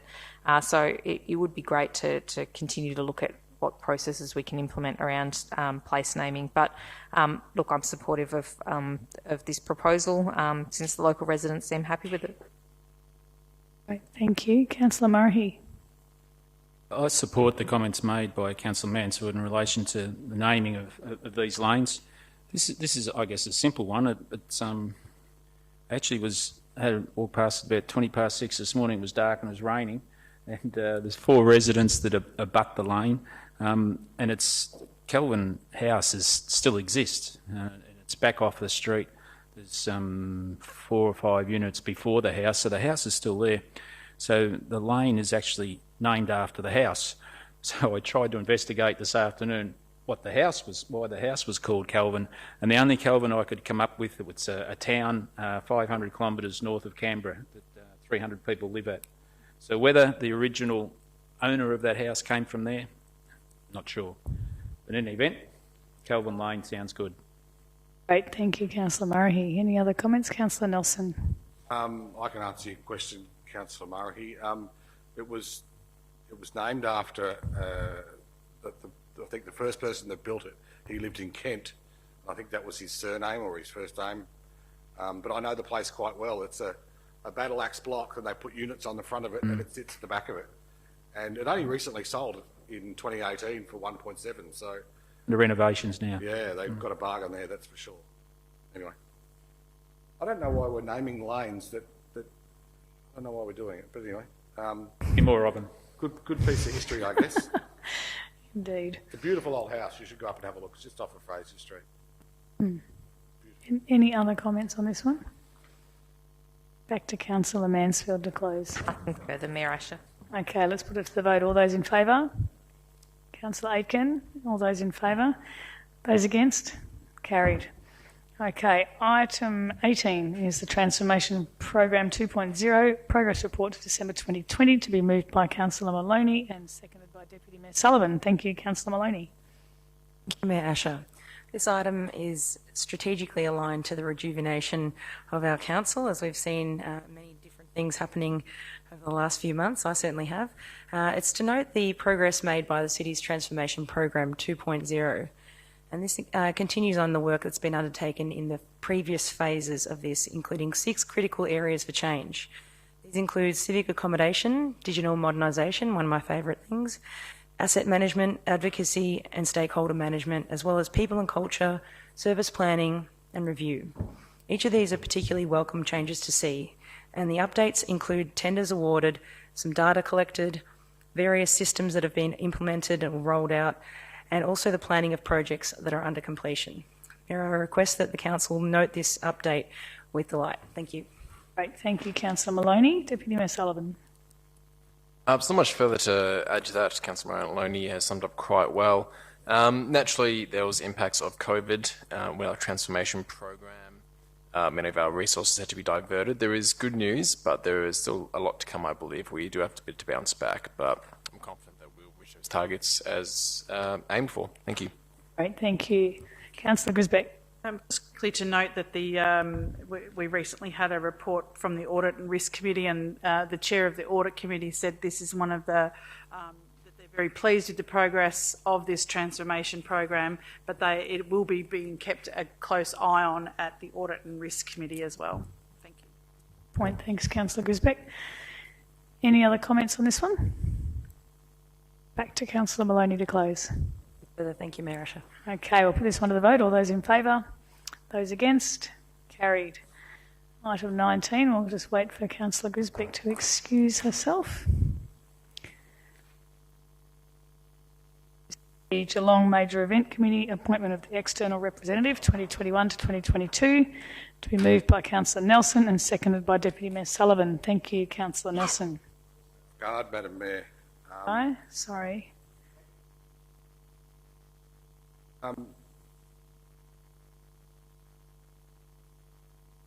Was asked to appoint Matthew Hood to the Geelong Major Events Committee. Congratulations, Matthew. You probably saw it in the notes on Friday. But this position came about because of the unfortunate passing of Russell Morris, who was larger than life, you could say, I guess. A great person for Geelong. He did a lot of good things in this town. He loved his water skiing and was passionate about that with regard to Moomba. But he passed late last year, and so that left an external position on the board for the next 12 months, and Matthew was the successful candidate. So congratulations to Matthew, who works over at the TAC. As a partnership specialist in marketing. So congratulations to him, and look forward to working with him over the next 12 months. That's it. Great. Thank you, Councillor Nelson. Deputy Mayor Sullivan. Thank you, Madam Mayor. Absolutely. Very happy to have Matthew joining this committee. He brings a wealth of experience and skills to it, which would be a fantastic asset. But I'd like to reiterate Councillor Nelson's remarks in regards to the sad passing of Russell Morris, who was a long-standing member of the committee. And from Geelong Football Club board member to the Moomba Masters chairman, president of the International Water Skiing and Water Wakeboarding Federation, Oceania, and a member of their Hall of Fame worldwide. A larger-than-life character indeed with Geelong, but very happy to have Matthew. He's got big shoes to fill, but I'm sure he'll do it quite aptly. Thank you. Great, thank you, Deputy Mayor Sullivan. Anyone else like to comment on this one? Councillor Murray. Look, I know Matthew, and he'll be a great appointment. He must have a great position at TAC because he's at every event that's going on around Geelong region, so he'll have an intimate knowledge of what happens around the region. Good point, thank you. Anyone else? Back to you, Councillor Nelson, to close. Madam Mayor, as Councillor Murray said, it's because of his intimate knowledge of marketing and events in Geelong and Geelong that he was a successful candidate. So, congratulations again. Great, thank you. We'll put this one to the vote. All those in favour? Those against? Carried, thank you. We'll get Councillor Grisbeck back in. Welcome back. Okay, item 20 is the cessation of the Central Administrative Office Project Advisory Committee, to be moved by Councillor Harwood and seconded Councillor Mason. Thanks, Councillor Harwood. Madam Mayor, a bit of civic accommodation housekeeping. Basically, the project has now progressed to a point where construction of the new civic precinct is underway, as we've seen across the road. So we no longer need the Project Advisory Committee, so we'll be just wrapping that up, and that's just formalising that process. Thank you. Short and simple, thank you. Councillor Mason. Thank you, Mayor Asher. I'm trying to think about how to abbreviate my statement, but I'll do my best. I'm really quite pleased to have been on this committee since its inception in April 2018, and to be part of the legacy of the first post-administration council. And the civic accommodation is part of the continuum of our cultural heritage. We're sitting in this room tonight. We'll still use this building, hold official decision-making meetings, and perform other official and ceremonial functions in this building. And it's an 1855 colonial-style building designed by Joseph Reed and was further developed in 1917 and then in 1960. And it reflects the institutional and colonial power of wealth generated by the gold rushes. And of course, this room we're in tonight, our chamber, reflects the more utilitarian post-war values. Through our Civic Accommodation Committee and the Council, we've decided to retain it as part of our history, and that was one of our first recommendations. So we've moved on with the many more recommendations and the desire to develop an expression of our time. We decided that we had a wonderful peripheral civic and cultural precinct with Johnson Park and its own special history, and a breathing space in the centre. This site would be, and of course the site we chose was on the periphery in Mercer Street. And we'd have careful co-design with First Nation people, the community and staff, and a highest standard of environmental 6-star ratings. And we'd have an elegant building, a working building, no longer imposing power and authority, but one which exudes the spirit and inclusiveness of a consultative community. And we'd have a building which befits the city of design, using the latest biophilic technology, including laminated timber, and much, much more. So I thank all councillors and officers involved for their valuable contributions, and there's been quite a solid membership on that committee. I do want to make special mention of Peter Anderson and Neil McLaughlin, who kept our probity in order. Thank you, Councillor Mason. Anyone else wish to comment on this one? Back to Councillor Harwood to close. Mayor Asher, Councillor Mason has done a good summary there, and I just also would like to acknowledge the work of Peter Anderson on that committee. So thank you. Thank you. Acknowledged. Okay, all those in favour? Those against? Carried. Item 21 is the planning authorisations. Council to staff, to be moved by Councillor Grisbeck and seconded by Councillor Harwood as planning chair and deputy. Thank you, Councillor Grisbeck. Thank you, Madam Mayor. This report is one that comes to us quite often and we're quite familiar with it, so I don't think there's a point to labour. It is just exercising the power that's vested in us through to officers. I don't think we need to say anything else. Thank you. Thank you. Councillor Harwood. Nothing, thank you. That's it. Back to you, Councillor Grisbeck. That's it, I presume. Just to mention that the person, Tracy McCook, who's a town planner, who we're delegating to. Great. Thank you. Okay, all those in favour? Those against? Carried. Item 22 is the 2020 to 2021 grants, Central Geelong Heritage, to go into confidential. May I have a mover and seconder to consider this in confidential, please? Moved Councillor Murray, seconded Councillor Maloney. Thank you. Do we need to say anything, no? We just, all those in favour, go around. Those in favour? Let's go straight on. Yep, all those in favour. Great. Those against? Carried. Okay, and item 23 is the G21 Geelong Regional Alliance to be considered in confidential. Can I have a mover and seconder for those? I think I'm moving this one actually, so I'll move it, and seconded by Deputy Mayor Sullivan. Thank you. All those in favour? Those against? Carried. Section C is the notice of motion. So this is to consider Councillor Contell's notice of motion about traffic noise levels for the Heights Estate in Finesford. So thank you, Councillor Contell, for bringing this to us. Need a seconder. Councillor Grisbeck, thank you. Over to you, Councillor Contell.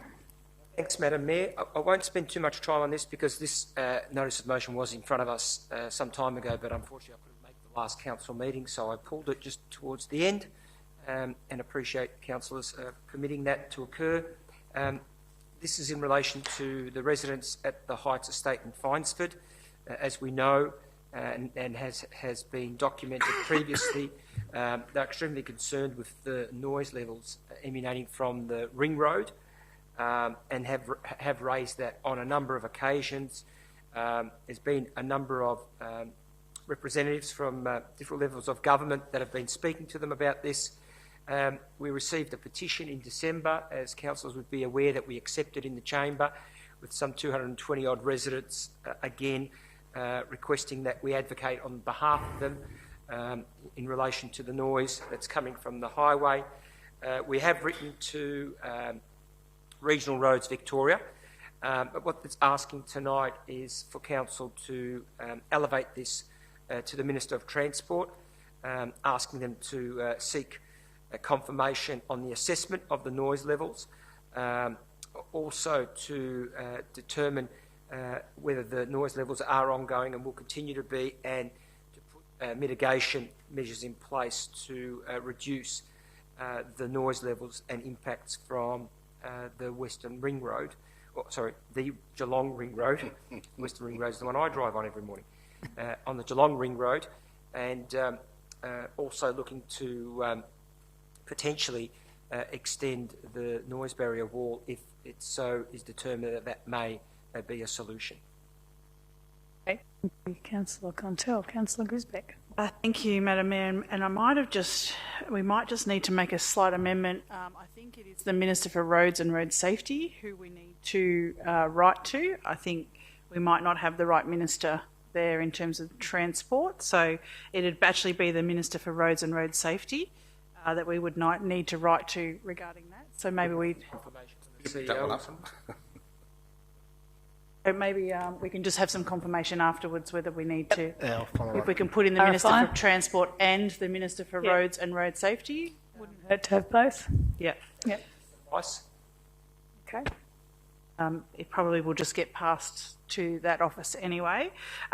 So in support of this notice of motion, I do have been out to that the Heights Estate and have noticed the traffic noise levels myself, and thanks to Councillor Contell for bringing this to the council. This is again another example of how we can advocate on behalf of our community to other levels of government and to other departments as well, and I think this is a clear example where we're listening. Thank you, Madam Mayor. Thank you, Councillor Grisbeck. Anyone else like to comment on this one? No? Okay. Quite easy. Councillor Contell, back to you. Further other than to thank my fellow Councillor Grisbeck for her subject matter expertise in this area, so thank you very much. And with that amendment, I'm satisfied. Okay, so we'll put this one to the vote. All those in favour? Those against? Carried. Well done. Thank you, Councillor Contell.